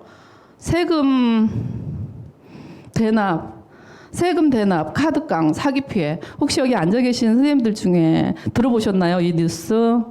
600여 명의 피해자가 총 피해 액수가 얼마죠? 260억 원 있잖아요. 그 국세청 홈페이지 들어가면요. 카드를 네 카드로 낼래? 다른 사람 거 네 카드로 대신 내줄래? 이렇게 물어봅니다. 실제로 지금도 그렇게 물어봅니다. 세무서 사이트에 갔는데 카드 대금을 내려는데 네 거 세금 네 걸로 낼 거야. 네 거 카드인데 다른 사람 거 내줄 거야. 이렇게 써 있으면 이건 대한민국이 보증하는 적법이잖아요. 그걸 이용해서 카드깡 사기가 일어났잖아요. 근데 그 피해를 받으신 우리 광주의 피해자분들 지금도 아무런 구제받지 못하고 있어요. 카드사로부터 금융감독원으로부터 모아가지고 이의제기하고 민원제기해도 아무런 피드백 못 받고 있어요. 거기서 이자를 발생시키지 말아라. 원금의 얼마를 빼라. 이런 조정을 해주셔야 되는데 그 목소리를 내줄 수 있는 곳이 어디가 있어요? 없잖아요. 그래서 그분들은 기자회견만 2번 했지 그 개인들이 지금까지 계속 이어오는 그거 아무 구제받지 못하는 그거 이분들이 카드로 깡한 금액이 5천만 원 1억 원이에요. 1인당 평균 금액이 일가족의 카드가 다 그렇게 신용이 있으신 분들 누구예요? 자기 자산이 있는 사람이에요. 자기 직업이 있는 사람이에요. 그러니까 카드사에서 그렇게까지 신용을 줬어요. 근데 그거 출발점은 세금 내는 사이트에서 남의 거 대신 내도 돼 이렇게 돼 있단 말이죠. 그게 어떻게 그들 개인이 다 해결해야 될 문제입니까? 국가와 그 금융에서 책임져야 되는 부분인데 다 몰라라 하고 있잖아요. 같이 싸워줄 수 있는 것 없잖아요. 이제 이런 부분입니다. 세 번째 사례 부분인데요. 세 번째 사례 부분이에요. 이건 정말 안타깝습니다. 그 일수대출을 하는 그 작은 명함의 일수대출. 그 5번 사례만 얘기 드릴게요. 시간 그만하라고 지금 자꾸 그만하라고 하는데 5번 사례 말씀드려야겠습니다. 일수대출, 날마다 이자 갚는 겁니다. 5번에 김땡수라는 사채업자한테 6년 동안에 일수대출을 계속 빌려서 썼어요. 발생된 건이 아마 거의 50건, 100건 사이일 겁니다. 총 그 사람, 이 사채업자 서류에 일수금액에 누적된 총액은 7억 3,600입니다. 근데 실제로 이 채무자가 받은 금액은 2억 8,800입니다. 서류상으로 대출을 발생시킨 금액은 7억 3,600인데 이 사람이 실제로 받아서 쓴 돈은 2억 8,800이에요. 말이 됩니까? 근데 이거 말이 돼요. 대한민국에서 정해놓은 사채업의 법적이자 한도 24%, 20% 적용하면 말이 돼요. 근데 실제로 따져보면 2억 8,800을 받았어요. 이 사람은 이 돈을 받아서 쓰고 얼마를 갚았냐면요. 4억 2,800을 갚았어요. 매일. 수급비를 한 달에 90만 원씩 받아서 5명이 사는 그 집안에서 야채 도매를 해서 매일 일수를 갚았어요. 하루에 60만 원. 많을 때는, 적을 때는 그날의 매출 10만 원. 이게 평균으로 내면 얼마일까요? 30만 원 곱하기 30일 해도 900만 원이잖아요. 이렇게 일수라는 것을 이용하고 있는 사례 적지 않습니다. 저희가 이거 신고해가지고 없었어요. 이거 부당이 등으로 찾아올 수 있는 법적 근거가 1억 2,900이었어요. 근데 일부만 찾아왔지만 뭐 이렇게 됐습니다. 저희가 시청 홈페이지에다가 다소 거칠게 제가 올렸습니다. 이러한 사례들이 현재 채무 힐링센터에서 도와주고 있는 업무의 실체와 광산구 금융복지상담센터에서 도와주고 있는 실체는 결이 같다고 하고 지금 5년 동안 패스했거든요. 결이 같다고 해서 패스할 수 있는 문제는 아닌 것 같다. 이 문제를 참신하게 혁신적으로 공익적 관점에서 재해석을 좀 해달라라고 글을 올렸습니다. 그거에 대한 한 페이지가 지금 책자에 52페이지에 요약이 되어 있습니다. 저는 1분의 시간으로 마무리를 하고자 합니다. 지금까지 우리가 알고 있는 채무 조정이라는 거, 채무 제도라는 거, 그거는 위기에 처한 넘어져 있는 채무자들에게, 서민들에게, 앞으로 넘어질 분들에게 일어서는 길을 알려주는 상담이었다고 생각합니다. 넘어지는 분한테 일어서는 길을 알려주는 상담을 우리는 경험하고 있어요. 하지만 넘어져서 한번 일어서면 앞으로 걸어나가야 됩니다. 앞으로 걸어나갈 수 있는 힘이 없습니다. 금융복지상담센터는 일으켜 세우고 그 길을 함께 갈 수 있도록 동행해 주는 상담을 합니다. 넘어진 채무자들은 스스로의 힘으로 일어설 수 없습니다. 스스로의 힘으로 건강하게 걸어갈 수가 없습니다. 리셋이 되는 과정까지 함께 가주는 상담의 센터가 전문적으로 필요하다고 생각합니다. 또 하나, 우리의 금융기관들은 맑은 날 우산을 권합니다. 맑은 날 돈 좀 갖다 쓰세요 라고 대출 영업을 마구마구 합니다. 그 맑은 날이 흐려지려고 하면 그 돈 좀 갖다 쓰세요. 우산을 빌려가라고 해놓고 흐려지려고 하면 우산을 걷어갑니다. 우리의 금융기관은 그랬습니다. 하지만 금융복지상담센터는 흐려지려고 할 때, 옴싹 젖었을 때 그 우산을 내어주고 맑은 날이 될 때까지 함께 그 우산 속에 있어줍니다. 그런 일을 해주는 곳, 저렇게 많은 일수대출에 자기 생활비도 못 쓰고 있는 그런 사람들 경찰서에 같이 가서 서류 만들어서 신고해주고 그 불법 5곳의 사채업자들 그 보복 가지 못하도록 끊어내주고 그동안 과하게 납부했던 돈 찾아주고 전문적인 센터가 없으면 어디에서 해주겠습니까?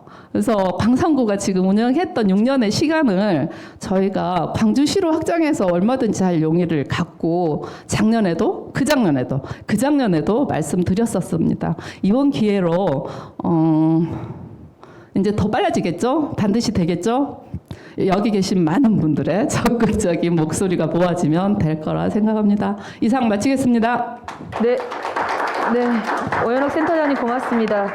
네, 6년 동안 광산구 금융부 상담센터를 하면서 현장의 경험들을 또 녹여내 주셔서 너무나 감사하고요. 바로 다음으로는 유순덕 주빌리은행 상임이사님께서 발제해 주시겠는데요. 발제 시간 15분입니다.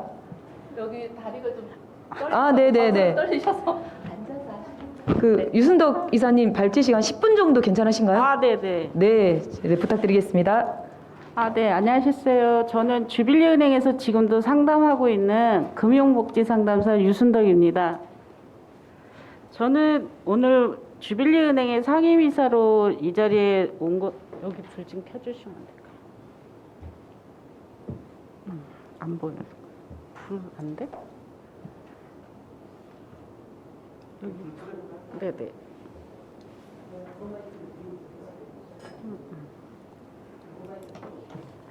저는 오늘은 주빌리은행의 상임이사가 아니라 금융복지 상담사로서 이 자리에 제가 상담했던 사례들을 가지고 나왔습니다. 전국에 있는 이제 금융복지 상담사들이 하는 일이 그 신용회복위원회나 뭐 캔코나 이런 데서 하는 일하고 똑같지 않냐고 많은 분들이 얘기하시는데 그 상담하고 금융복지 상담하고 틀리다라는 걸 말씀드리고자 나왔습니다. 시간이 없다 해서 제가 그 금융복지 상담 현황이나 상담에 대한 운영에 대한 거는 자료로 좀 보시고 저는 사례를 좀 말씀드리고 싶어서 이 자리에 왔으니 사례로 가지고 말씀드리겠습니다. 지금 그 정부에서 그 탕감이란 용어를 굉장히 많이 쓰는데요. 지금 이제 박근혜 정부에서 행복기금을 출연했을 때 채권자들한테 3.7%에 사서 그거를 채무조정 프로그램으로 해서 50% 이상을 회수를 했습니다. 그 회수한 그 금액 가지고 출자한 금융사들한테 이익 배당을 했고 나머지는 신용정보사 추심 활동을 한 추심사한테 배정을 했는데 그 탕감이란 용어를 저는 쓰면 안 된다는 생각이 듭니다. 지금 1번 사례를 보시면 이분 같은 경우에는 1번 사례. 아, 여기 있구나. 여기. 1번 사례를 보시면 이분 같은 경우에는 사업 실패로 인해서 그 노숙 생활을 하다가 노숙 생활을 하고 있는데 누나가 이제 그분을 찾아서 그 거주할 수 있는 곳을 좀 마련해 주기 위해서 3천만 원 정도를 누나가 대출을 하고 이분은 이제 그 누나가 대출해 준 것을 가지고 본인 명의로 집을 매입을 해서 거주를 하고 있는데 한국자산관리공사에서 이분이 이제는 그 부동산을 소유하고 있다는 것으로 인해서 부동산에 압류를 하고 강제경매하겠다라는 추심을 진행을 했습니다. 이분은 본인이 그 택배일 하면서 어떻게든 빚을 갚으려고 다 빚을 갚다가 한 건의 채무만 남겨진 상태에서 교통사고를 내고 이제 그 교도소를 가게 됐는데 누나의 도움으로 나오신 분입니다. 빚을 어떻게든 갚으려고 하는데 못 갚다가 노숙생활을 하고 있는데 누나가 그걸 구제를 해서 월세를 얻어주려고 하다가 월세 또 상환을 못하면 쫓겨나고 하니까 부동산을 매입을 해준 건데 자산관리공사는 거기서 나가라고 했습니다. 강제경매 할 때니 부동산 가액만큼 내놔라 했는데 부동산 가액이 2,800만 원 정도 됐는데 2,800만 원을 일시 상환을 하든지 아니면 그 부동산 강제경매해서 처리하겠다라고 협박을 해서 이분이 다시 노숙자가 되는 거에 굉장한 두려움을 가지고 저희한테 상담 신청을 하셨습니다. 개인회생이나 파산을 할 때 면제재산이라는 게 있습니다. 근데 이분은 본인이 일반 전세 가격도 안 되는 2,800만 원 정도의 부동산에 산다는 걸로 하나로 한국자산관리공사는 일시상환을 요구하며 강제경매 하겠다라고 했는데 이분 같은 경우에는 신용회복위원회 채무조정 신청을 했는데 자산관리공사는 부동의했습니다. 자산관리공사가 지금 새출발기금으로 부실채권을 매입해서 채무자들의 재기를 돕겠다라고 했는데 채무자의 재기를 돕는 게 아니라 자산관리공사는 자기들의 배를 채우고 있으며 채무자들의 지금 재기의 발목을 잡고 있는 게 자산관리공사입니다.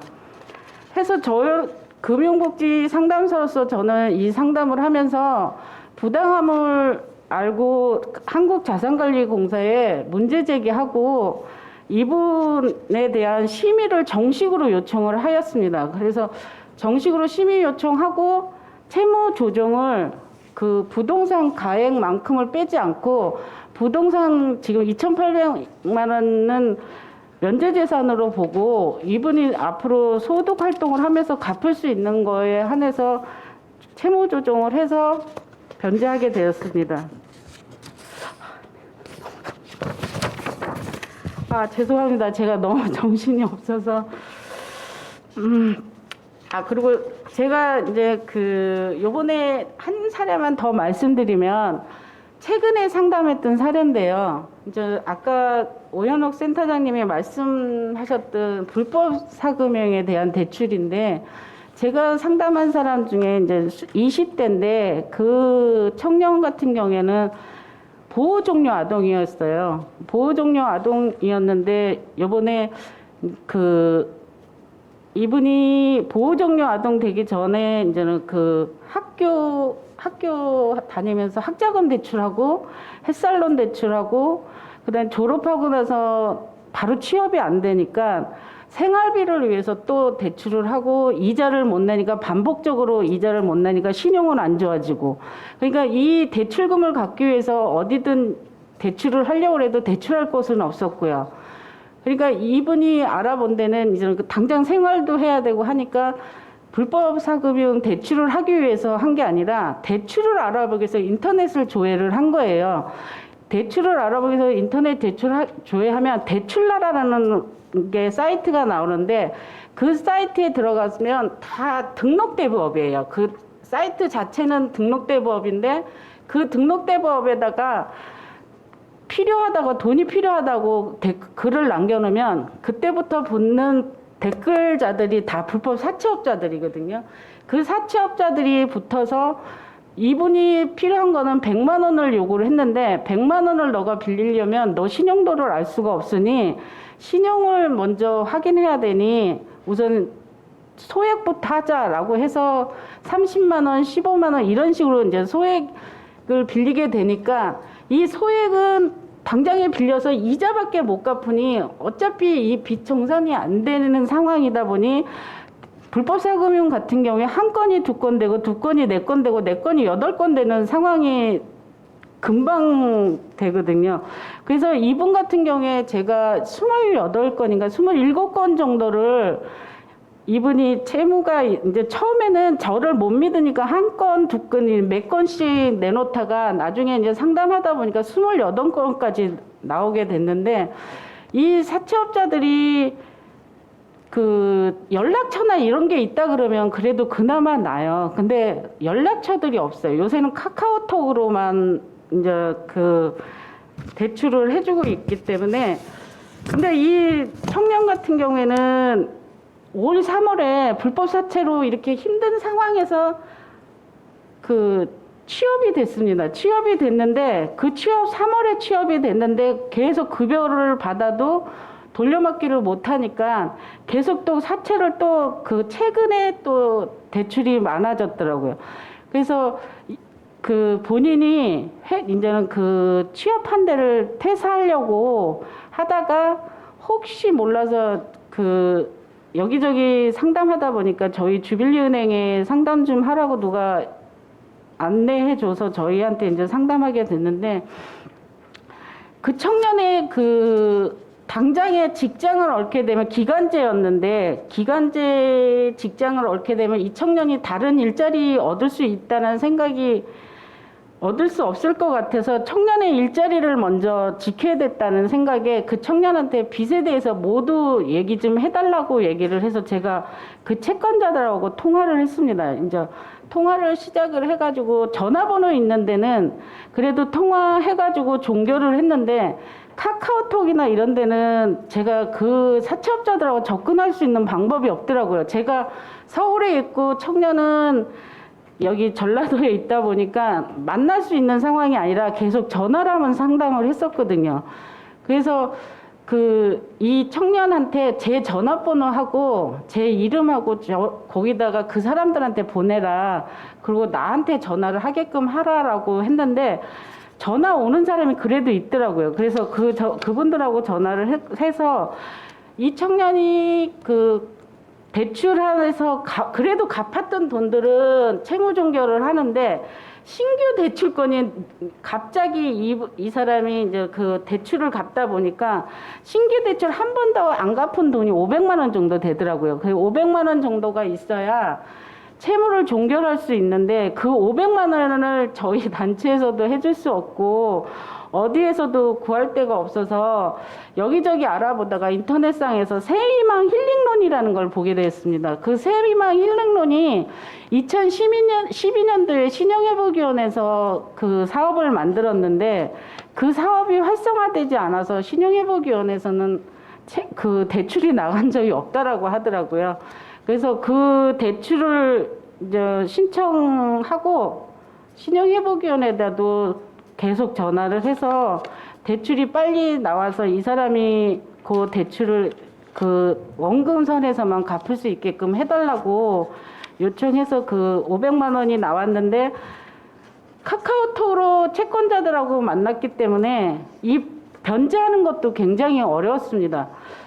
그 채권자들한테 계좌를 보내달라 그러면 계좌를 입금해주겠다 했는데, 채권자들은 절대 계좌를 안 주고 토스를 이용하려고 합니다. 우리 지금 금융 환경이 굉장히 좋아서 인터넷 은행 등이 많이 발전이 되는데, 그 토스로 이용한 지금 불법 사금융 사채 놀이가 굉장히 활성화되어 있습니다. 그 예전에는 사채업자가 제 계좌에 돈을 넣어놓고 현금 인출국이 카드를 요구를 했는데, 지금은 그런 서로 만날 일도 없습니다. 그 토스에 제 통장에 돈이 있고 토스에다가 앱에 들어가서 제가 그 이체하겠다라는 걸 하면 거기에서 비밀번호를 설정해주면 상대 채권자는 그냥 24시 CD기 가서 그 번호만 비밀번호만 누르면 제 통장에서 돈을 인출해가는 방식입니다. 그렇게 해서 그쪽에서 계속 요구를 해서 저는 경찰서를 좀 찾아가라고 해가지고 경찰한테 도움을 요청했는데, 불법 사금융으로 채무자들이 경찰이나 금감원이나 뭐 특사경 이런 데 찾아가게 되면 거기서 하는 답은 답 없어라고 합니다. 이 채권자가 특정되지 않고 돈을 네 통장에서 나갔기 때문에 경찰은 도와줄 수 없다라고 얘기를 해서 이거 변제하는 것만 도와달라 제가 경찰에다 전화해서 저희도 이렇게 돕고 있으니 경찰에서 좀 도와달라고 얘기했더니 그 경찰관님이 확인해 보겠다고 하더니 이 내담자한테 전화해서 본인들도 어떻게 할 수 없으니 그 상담하는 사람한테 말 좀 잘해서 조용히 끝나게 해달라고 대래 그쪽에다가 다독였다고 합니다. 그러니까 이 불법사금 사채업자들이 경찰이나 금감원이나 특사경 이런 데서 더 면피를 주고 있습니다. 방법이 없다, 잡을 수 없다라는 경찰의 한마디가 사채업자들이 채무자들한테 너 가서 신고해봐, 답 없어 라고 하는 말로 대신하고 있습니다.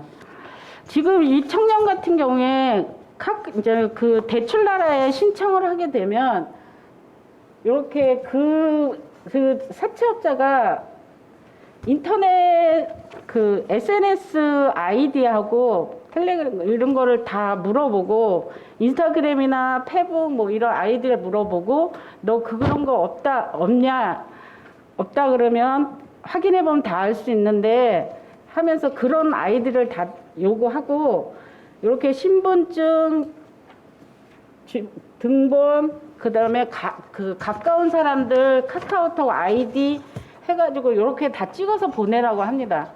그래서 이렇게 보내고 나서 이 차용증이라고 해서 본인이 이제는 문구를 만들어서 보내주면 그 차용증을 들고 사진을 찍으라고 하고 그 사진 찍은 거 가지고 이분이 이제 연체가 되면 그 사진 찍은 거를 직장이랑 이런 데 다 돌리겠다라고 하면서 이렇게 이제 너 이 사진 잘 나왔어 이러면서 이렇게 해서 협박을 하고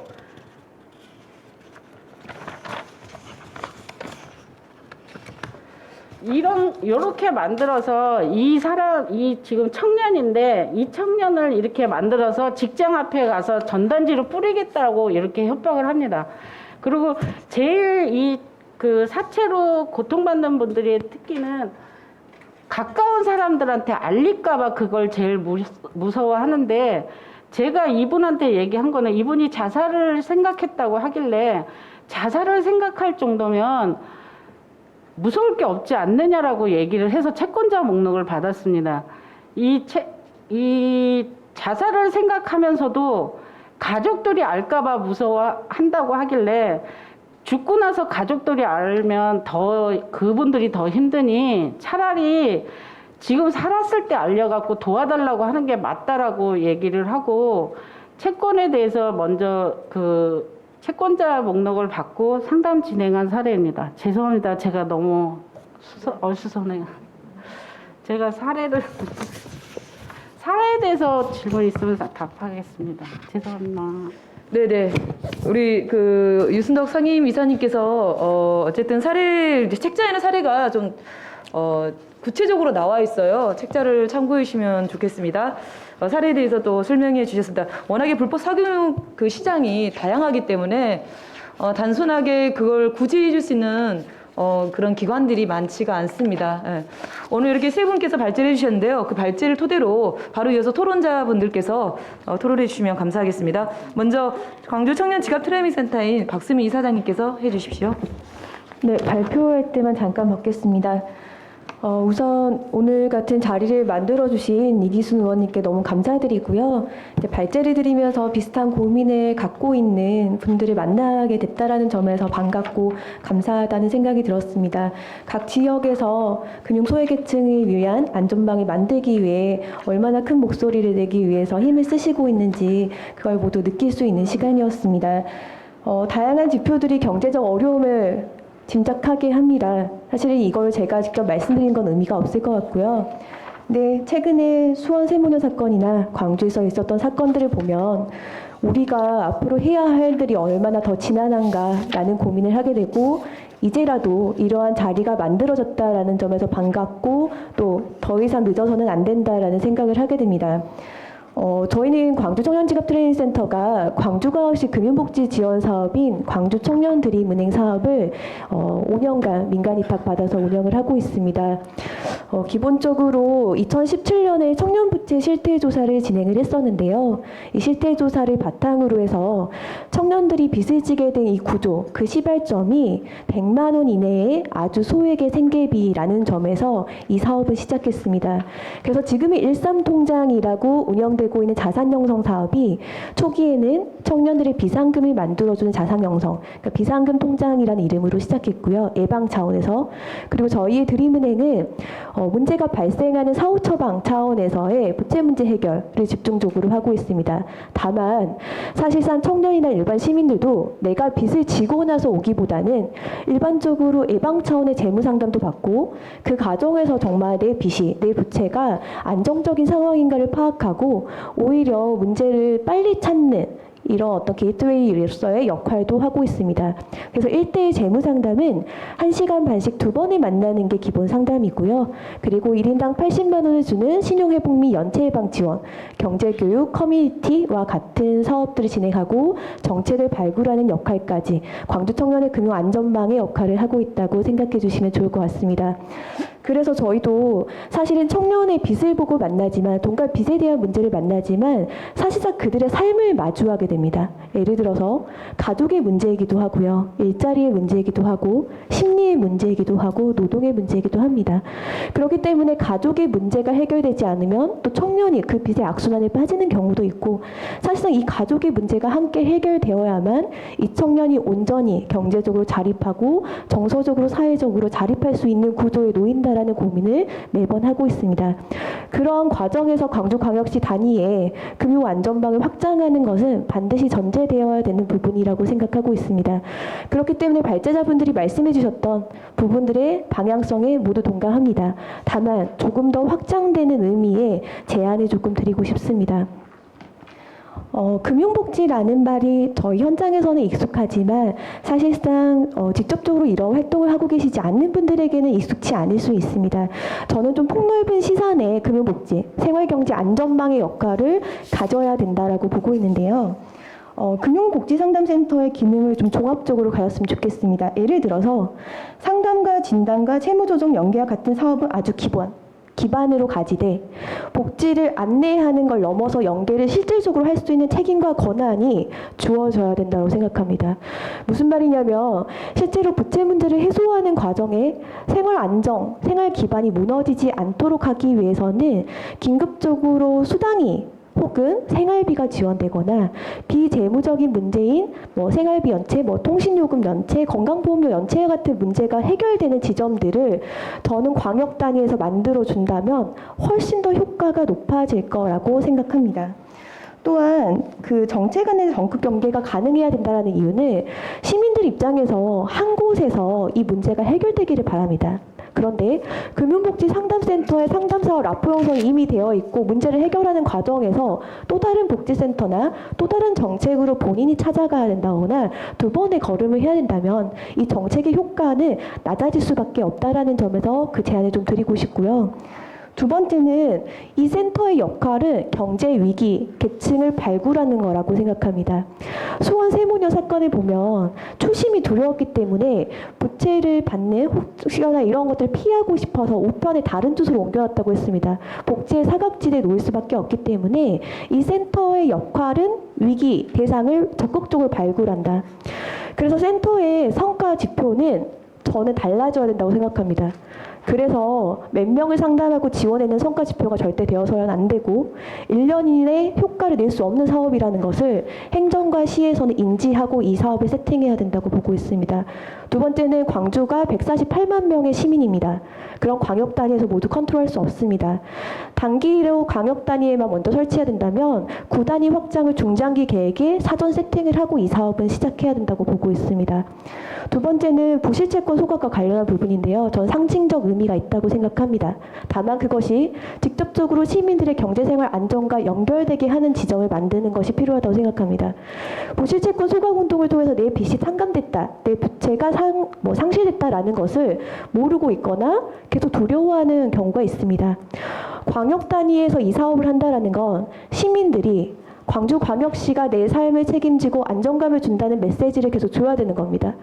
불쌍하고 가난한 청년, 불쌍하고 가난한 시민들을 위한 정책이 아니라 광주광역시 시민 누구나 누릴 수 있는 보편적 권리로서 보장되는 것이 이 금융 안전망의 메시지여야 됩니다. 그렇기 때문에 부실 채권 소각 운동이 도덕적 해이라는 혹은 그런 공격을 받지 않도록 하는 광역의 메시지를 적극적으로 해주시기를 부탁드리고 싶습니다. 세 번째는 추가 정책으로 좀 제안 드리는 건데요. 광주광역시 금융 취약계층 실태 조사가 필요합니다. 이거는 뭐 통계청에 나오는 조사를 말씀드리는 것이 아니라 광주광역시의 생활, 경제 지표를 별도로 제작하고 매년 역학조사를 해서 이 사업이 잘 되고 아니고의 평가가 아니라 어떠한 것들을 보완하고 발굴해야 되는지를 찾아가는 지점으로서 이 조사 데이터들이 인용되어야 된다고 생각합니다. 그래서 첫 번째 금융복지 사업이 시작되기 전에 전제로 시작되고 이후에 1년의 역학조사로서 계속 보완 지점이 필요하다고 제안드리고 싶고요. 두 번째는 공공은행 설립입니다. 최근에 지자체 선거 과정에서도 많이 나왔는데요. 약자적 금융환경 개선 현장에서 할 수 없습니다. 그렇다면 지자체 예산으로 만들거나 지자체 금고를 만들어서 시민들이 안전하게 쓸 수 있는 생태계를 만드는 것을 할 수 있다고 생각합니다. 아니면 광주은행이나 혹은 새마을금고나 신협과 같은 관계금융을 만들 수 있는 곳에 그걸 지정해도 된다고 생각합니다. 그런데 개인적인 재무상담과 지원과 신용회복 지원 과정에서 이들이 안전한 금융생태계, 이들이 안전한 금융공급을 받을 수 있는 지점들을 만들어놓지 않는다면 결국 부족한 지점들, 부족한 금융을 외부의 약탈적 금융에서 선택할 수밖에 없고 이거는 반복될 수밖에 없었다는 점에서 공공은행 설립에 대해서 적극적으로 광주광역시가 나서야 된다고 생각합니다. 그리고 불법성 금융 신고센터인데요. 유순덕 이사님이 말씀해 주셨던 부분이 최근에 시사인에 보도가 됐습니다. 저희가 그 시사인 기사를 진행하는 과정에서 같이 자문하고 작성도 했었는데요. 실제로 이 2016년부터 2022년에 이 게시판의 글을 시사인에서 분석을 했습니다. 대부분은 50만 원 이하의 소액의 생활비가 필요한 일이었고 등록된 대부업체였지만 불법이었습니다. 문제는 이들은 대부 중개업이라서 경기도 업체라서 금융감독원에서 관리감독하지 않습니다. 그렇다면 그들이 나서기 전에 광주광역시의 대부업체 관리는 잘 하고 있는지 확인해야 되고 그 관리의 통로가 금융복지상담센터가 되어야 된다고 생각합니다. 저희가 현장에서 금융복지 지원 사업, 청년의 금융 안전망을 만들면서 가장 다시 원점으로 돌아가는 글이 있습니다. 2017년에 광주광역시 부채 실태조사를 했던 마무리 글인데요. 이 글이 청년만 빼면 시민에게도 적용된다고 생각합니다. 아까 김민선 고문님께서 그런 말씀을 해주셨어요. 자기 결정권을 박탈당한다. 돈이라는 것은 단순히 경제적 문제가 아닙니다. 모든 것에 대해서 탈락할 수밖에 없고 시간을 보장받을 수 없고 다음을 상상할 수가 없습니다. 시민들이 단순히 지금의 금융 문제를 넘어서 건강하게 자신의 삶을 회복할 수 있도록 하는 것은 너무나 당연한 일입니다. 그래서 어떠한 단체의 선의 의지로만 지금까지 가는 것이 아니라 광주광역시가 시민들의 행복을 위해서 나선다면 더더구나 지금 최근에 청년들의 유출이 심각하다라고 하지만 이곳에서 사는 것이 안전하다라고 느끼면 다시 돌아온다고 생각합니다. 그래서 오늘의 이야기가 끝이 아니라 좀 더 구체적인 사업 계획들을 만들어가는데 확장의 시작점이 됐으면 좋겠습니다. 감사합니다. 네, 박수민 이사장님 고맙습니다. 채무에 대한 문제가 단순히 금융복지 차원을 넘어서 광주 시민 누구나 다 경제적 차원에서 문제를 풀어갔으면 좋겠다라는 좀 더 발전된 방향을 제시해 주셨습니다. 우리 정책관님은 맨 마무리 때 드는 게 더 좋을 것 같습니다. 네, 그 다음으로는 우리 백정순 광산구청 일자리 정책과장님 토론 부탁드립니다. 네, 저는 간단하게 말씀드리겠습니다. 제가 9월 5일자 경향신문 컬럼을 봤습니다. 그 컬럼에는 OECD 더 나은 삶 지수 보고서에서 사회적 연계를 측정할 때 당신이 어려울 때 도움을 청할 사람이 있습니까? 이 질문이 있다고 합니다. 이 질문에서 그래도 많은 사람들이 그렇다라고 답변을 할 때 그 사회가 그래도 안전한 사회라고 유추된다고 합니다. 저는 채무로부터 이렇게 어려운 상황에 있는 사람들, 금융복지상담센터가 도움을 청할 수 있는 그런 곳이라고 생각합니다. 채무자에게 연체, 또 파산, 면책, 개인회생, 굉장히 어려운 단어고 무서운 단어입니다. 이 단어, 이런 거 해결할 때 단 15분의 상담으로 이게 가능할까요? 저는 절대 불가능하다고 봅니다. 빚을 안 갚을 수 있는 권리가 있다. 이 말 저는 국민복지상담센터 오윤옥 센터장님을 만나서 처음 들었습니다. 추심에 대한 공포, 또 새 출발에 대한 적극적인 동기부여, 심리적 안정감, 국민복지상담센터가 도와줄 수 있습니다. 이렇게 도와줄 수 있기 때문에 많은 지자체가 이 일을 한다고 생각합니다. 이 업무가 광산이 아닌 또 광주시로 확대돼서 시민의 삶에 대한 업무로 거듭나기를 기원해 봅니다. 이상입니다. 네. 네, 고맙습니다. 경상도 금융복지상담센터를 매년 예산을 확보하면서 늘 많이 힘들어하셔서 이 부분들을 좀 더 광주시로 확대해달라는 또 간절한 부탁이었습니다.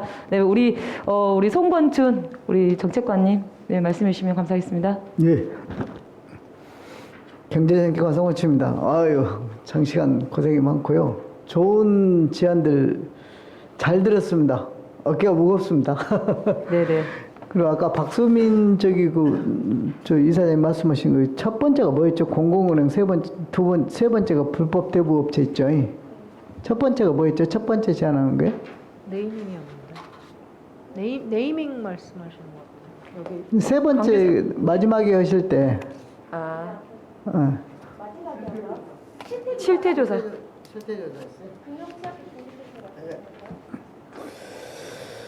저도 짧게 하려는데 좀 할 말이 많네요. 지금 가계부채 심각하죠? 저희들 봐본 게 제가 시간이 없어서 우리 직원들이 작성해 준 걸 봐보니까 8월 23일자로 지금 1869조 4천억입니다. 그래서 지금 몇 년 사이에 지금 한 2배 늘은 거고요. 더 심각한 건 3월 대비 6조 4천억이 늘어났어요. 기재부에서 그 장관께서 그런 말을 했죠. 금리 인상의 어떤 부분이 상당히 크다는데 청년 취약계층 이런 부분들이 상환 부담이 계속 커지고 있다. 이제 어떤 정책의 실패, 기재부 중앙정부의 실패의 원인이 되기도 합니다. 저는 그렇게 봅니다. 부동산 정책에 상당히 영향이 많다고 저는 보고 있고요. 그럼 우리 시 가계대출은 얼마나 될까요? 저희 한 30.4조입니다. 그리고 2022년 4월 기준으로 해서 그다음에 주택담보대출은 19.3조 그다음에 기타 대출은 11.1조 이런 부분들이 이렇게 지금 파악되고 있고 한국은행하고 금융감독으로 같이 손잡고 어떤 가계부채의 심각성을 아시고요. 시장님께서 경제정책팀을 만들었어요. 지금 현재. 그래서 이것을 매월 이렇게 해가지고 지금 내가 이걸 7월달치를 보고 있는데 8월달치가 아직 안 나왔거든요. 이런 부분들이 있고 상당히 주담대는 별로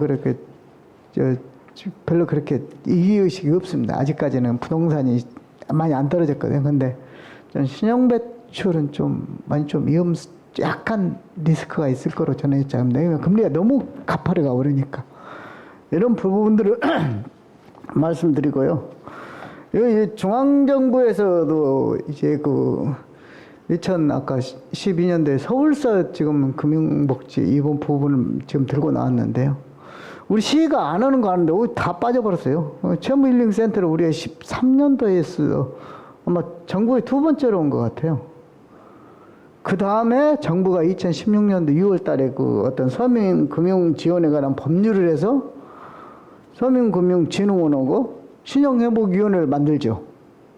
지금 이 광주에서도 지금 2군데 있어요. 어디냐? 저기 동구에 서민센터 있고 북구에 지금 양산동에 하나 있죠. 2개가 있다는 것을 말씀드리고요. 이런 부분들을 하고 있다는 거죠. 채무 힐링 센터에서 제가 옆에 그 과에 근무했을 때 이게 생겼거든요. 2013년도에 아마 12월 달에 아마 이걸 됐을 거예요. 그리고 거기에 대해서 그러면 민간위탁을 못 하게 된 배경이 있어요. 그때가 지금같이 물가가 4.7% 이렇게 올라갔어요. 그러다 보니까 이런 가계 채무가 좀 심각하니까 그때 시장님께서 시에서 직접 착오해라. 그래가지고 이렇게 된 겁니다. 이런 부분들이 지금 계속 왔고요. 그대로 그러면 광주시가 이거 채무 힐링 센터만 운영했냐? 그건 아니에요. 지금 아까 말했어요. 지금 2018년도에 청년 드림은행 해가지고 21년도에 지금 하고 있죠. 지금 사학조도 되고 그 다음에 2021년에 광주 소상공인 주치센터 지금 하고 있거든요. 여기도 다 여기 포함되는 부분이고요. 그 다음에 2010년도에 빛거울론 사업을 하고 있어요. 여기에 지금 거의 한 162억 정도를 해가지고 그 어떤 아까 말한 채무자들 이런 부분들을 하고 있다는 것을 말씀드립니다. 그리고 아까 말씀하는 부분들 지금 공공은행 부분 이 부분에 상당히 와닿고요. 저희들도 이 부분을 지금 검토를 하고 있다는 거 말씀드리고 아까 대부업체, 채무업체 이 부분은 우리 한번 대부업체를 놓고 한번 얘기해 봅시다. 이거 우리 행정이 해결할 수 있습니까? 검찰하고 경찰이 손대지 않으면 이거 해결이 안 되는 거예요. 그리고 확산을 방지해서 이런 부분들을 같이 해야 한다고 아까 그리고 그 조사하라는 거 이런 부분들은 정말 좋은 제안이라고 저는 보고 있습니다. 그리고 앞으로 이 금융복지 이 부분은 저희들 확대하는 것이 바람직한 현상이고 시험도 그렇게 긍정적으로 아마 건의를 하면 거시할 겁니다. 그러면 우리들도 지금 긍정적으로 하는데 그러면 제가 제안하고 싶은 것은 이것을 제가 쭉 봤거든요. 연계 기관이 몇 개냐? 제가 한번 나열해 볼게요. 첫째 신용회복위원회하고 우리는 여기 신용보증재단이 있습니다. 그 다음에 서민금융원, 대한법률구조공단, 금융감독원, 법원, 경찰서, 구청, 그 다음에 이제 주거 부분 뺍시다. 이렇게 하고 있습니다. 이런 부분들이 같이 힘을 합쳐서 이걸 해결하려고 노력해야지 지금 현재의 어떤 그 상담 그것도 좋습니다. 그것이 밑바탕이 돼야죠. 그러면 지금 당장 할 수 있는 게 바로 이거라는 거죠. 지금 당장 어떤 것을 확산하자 자치고 이 부분은 저희들이 5개구청 통해 다 하자. 저 좋습니다. 이상형으로. 저 그렇게 제안할 수 있어요. 그렇지만은 어렵다는 거죠. 첫째, 국가가 그것을 행정이 아직 받아들이기까지는 아직 좀 시기상조라는 거. 이걸 좀 이해를 해 주십시오. 그러면 가장 급한 것이 뭐냐? 저는 이런 부분들을, 이런 기관들이 협치를 해서 해야 한다는 것이죠. 사례를 들으면요. 여기 지금 2016년도 이거 생겼어요. 분쟁해결센터가 뭐든지 아시죠? 우리가 지금 살고 있는 아파트 층간소음이 있는데 유일하게 광주에서만 사건 사고가 안 일어납니다. 왜? 법원 오고 시 오고 변호사, 법무사, 그 다음에 전대로 쓰고 이런 부분들이 자율적으로 해서 위원회를 만들어서 이걸 해결하고 있어요. 저 남구에서 하다가 지금은 저 도시재생센터에서 지금 하고 있는 거 제가 하고 있는데 이런 걸 모델로 해서 여러분들이 각각 위원회, 내가 아까 부르면 각 기관들, 그 다음에 광산구 이런 부분들을 가지고 좀 한번 위원회를 만들어서 매주 목요회의라든가 이런 것도 유명하잖아요. 이런 부분들을 가지고 각자 가지고 있는 민원을 한번 해결하려고 같이 테이블에 앉아서 공유를 했을 때 상당히 해결 방법이 나오지 않을까, 우선적으로. 그리고 차츰 이런 부분들은 확대해 나가는 이런 것을 계기로 해서 좀 확산하는 분위기를 좀 만들어가면 어쩐가 하는 것이 제 생각이라는 것을 말씀드리겠습니다. 네, 정책관님. 이상입니다. 네네, 정책관님. 네, 수고하셨습니다. 채무힐링 행복상담센터가 광주시에서 2014년도부터 쭉 이어져 오고 있는 걸로 알고 있습니다. 하지만 지금 현재 채무힐링 상담센터가 단순하게 상담 안내나 연계로만 그치고 있고 방금 우리 과장님께서 정책관님께서 말씀하셨던 여러 가지 기관들을 충분히 활용하면 더 좋을 텐데 이런 걸 단순히 연계로만 하고만 있어서 조금 아쉬운 부분들이 좀 있어요. 그래서 이제 금융복지 확대 방향을 놓고 채무힐링 상담센터가 어떤 방향으로 가야 될 것인지에 대해서 이제 오늘 이 자리를 만든 것이고요. 네. 혹시 오늘 토론자분들 이렇게 말씀할 발제 발제에 대해서 뭐 질의하시거나 좀 더 보충하고 싶다는 분 계실까요? 네, 이해숙 상임위원장님 말씀해 주십시오. 네, 안녕하십니까. 광산구 금융복지상담센터를 위탁 운영하고 있는 투게더 광산 나눔문화재단의 이혜숙입니다. 오늘 그 발제를 들으면서 우리 시대의 금융복지의 그 지원이 얼마나 절실하고 그 필요한 것인가 하는 것을 다시 한번 그 절감하는 그런 시간이었습니다. 구체적인 사례를 들으면서 한 사람의 인생을 얼마나 파괴하는 것인지에 대해서도 더 절감했습니다. 그와 관련해서 그 2013년부터 광주시에서도 이와 관련된 사업을 채무 힐링 상담센터라고 하는 것을 운영하고 계심에도 불구하고 2016년도에 광산구에서 금융복지 상담센터를 개원하게 된 계기가 또한 있습니다.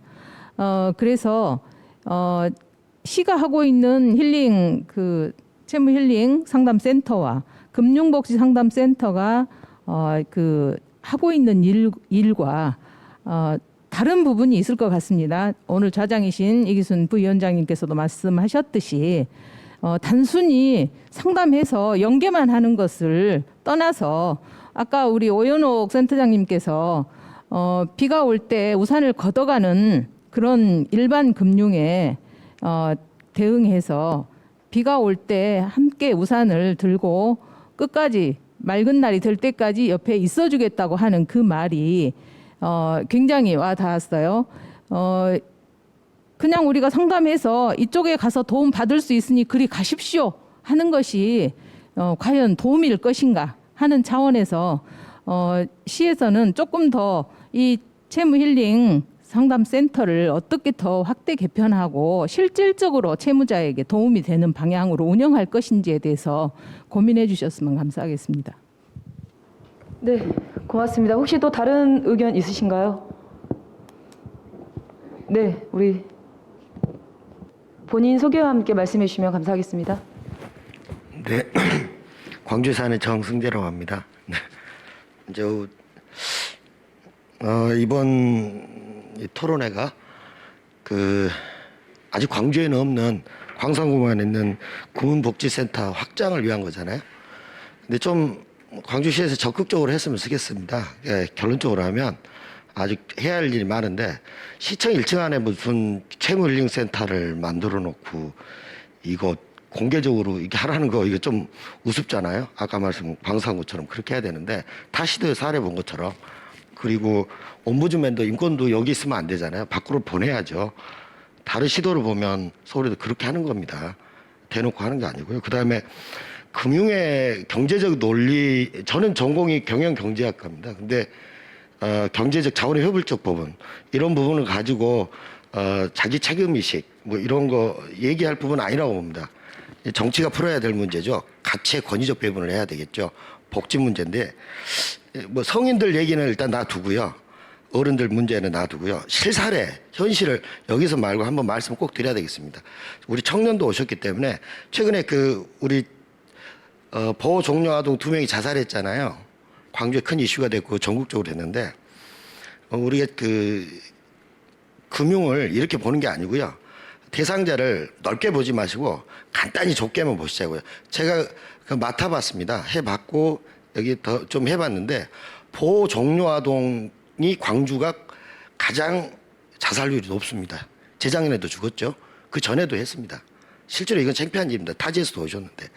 그리고 굉장히 그 차가운 도시라는 얘기죠. 공동체 의식이 없다는 겁니다. 그 다음에 보호 관찰 아동이 많습니다. 그러니까 사고 치는 아이들이 전국에 1.5배입니다. 대전에 비했을 때 여기가 600명입니다. 한 400명인데 전국 평균을 광주가 올려줍니다. 이거 무슨 얘기냐? 못 산다는 거고 형편이 없다는데 그 아이들의 문제 집에 가보면 부모가 사고를 다 쳤습니다. 근데 아이들이 어떤 문제가 있냐면 일시적인 문제가 생깁니다. 여기 청년인데 100만 원, 200만 원 없어서 걔들이 자살하는 거예요. 그러니까 갑자기 무슨 알바가 생기든 무슨 일이 생기든 또는 본인이 사고를 치든 지금의 복지대대라는 거는 그냥 그 아이들을 밥만 먹고 그냥 학교만 다니라는 거예요. 착실하니 아주 문제 없이 핸드폰이 하나 깨졌다. 뭐 조금만 안 버리면 그 아이들은 나락에 빠집니다. 그걸 위해서라도 여러 사람들의 그 모럴 해저드 도덕적 해이 말고도요. 그 가장 그 아이들한테 무슨 죄가 있어서 이번 생은 틀렸다고 하는 아이들 때문에라도 시가 금융복지상담센터를 넓게 열어야 됩니다. 저기 청년드림은행도 있는데요. 이거는 정상적인 청년들의 일반화된 문제입니다. 그 가정들을 보면 참으로 비참합니다. 부모도 엉망인데다가 그 아이들이 자전거를 훔치러 다닌다니까요. 그래서 다시 그 범죄자가 되거나 21살에 전과 11범이 됩니다. 어떤 아이는 너무 착하면 그냥 죽습니다. 이런데 우리가 금융복지를 안 해야 되나요? 해야죠. 넓게 폭넓게 생각하는 것보다도 작게만 보면 이게 자라는 청소년들에게 해주지 않는 사회가 무슨 더 나은 사회의 미래입니까? 그 아이들이 우리를 더 나은 일을 했는지 하는 거는 역사가 보는 거잖아요. 여기 계신 분들 다 자녀가 있습니다. 그 자녀들은 무슨 사고를 치면 부모한테 야단을 먹고 욕을 먹더라도 손 빌릴 수 있습니다. 자동차를 가서 뭘 하든 간에 300만, 500만 원, 1000만 원 빌릴 수 있습니다. 그 아이들은 빌릴 데가 없습니다. 제가 보니까 100만 원, 뭐 자리 키트도 주고요. 그거 다 필요도 없다고 그랬어요. 결국은 그거 못 막는다고 그랬거든요. 벌벌벌 떨다 죽어버리는 겁니다. 아니면 여자아이들은 성매매로 거의 99%가 갑니다. 오피방에 가서 다 일하는 거예요. 이거를 금융복지가 뭐라니까 다 매몰리는 겁니다. 이 나라가 무슨 정글자본주의도 아니고요. 그 금리를 가지고 이해하는 과정에 동남아 저개발 국가는 중국 같은 데 아직도 대출이 없습니다. 근데 우리나라는 있는 거예요. 그래서 그런 문제로 파생한다고 뭐 사채니 뭐니 나오는데 그 넓게 볶는 거지만 작게 보면 청소년 우대를 하기 위해서라도 그 아이들을 위해서도 금융상담 복지사는 반드시 필요하는 겁니다. 무슨 죄가 있다고 걔들을 죽음으로 매몰아야 됩니까? 그래서 우리 정치가님도 의원님 계신데 이거는 우리 시장님도 긍정적으로 정말 전향적으로 보셔야 됩니다. 타 시도가 서울시에서 왜 했는가에 대해도 본질적으로 해야 됩니다. 여기서 뭐 그 경제 논리를 얘기를 하고 뭐 이런 얘기는 OECD 얘기하실 필요는 전혀 없다고 봅니다. 이게 다보스 포럼도 아닌 것 같고요.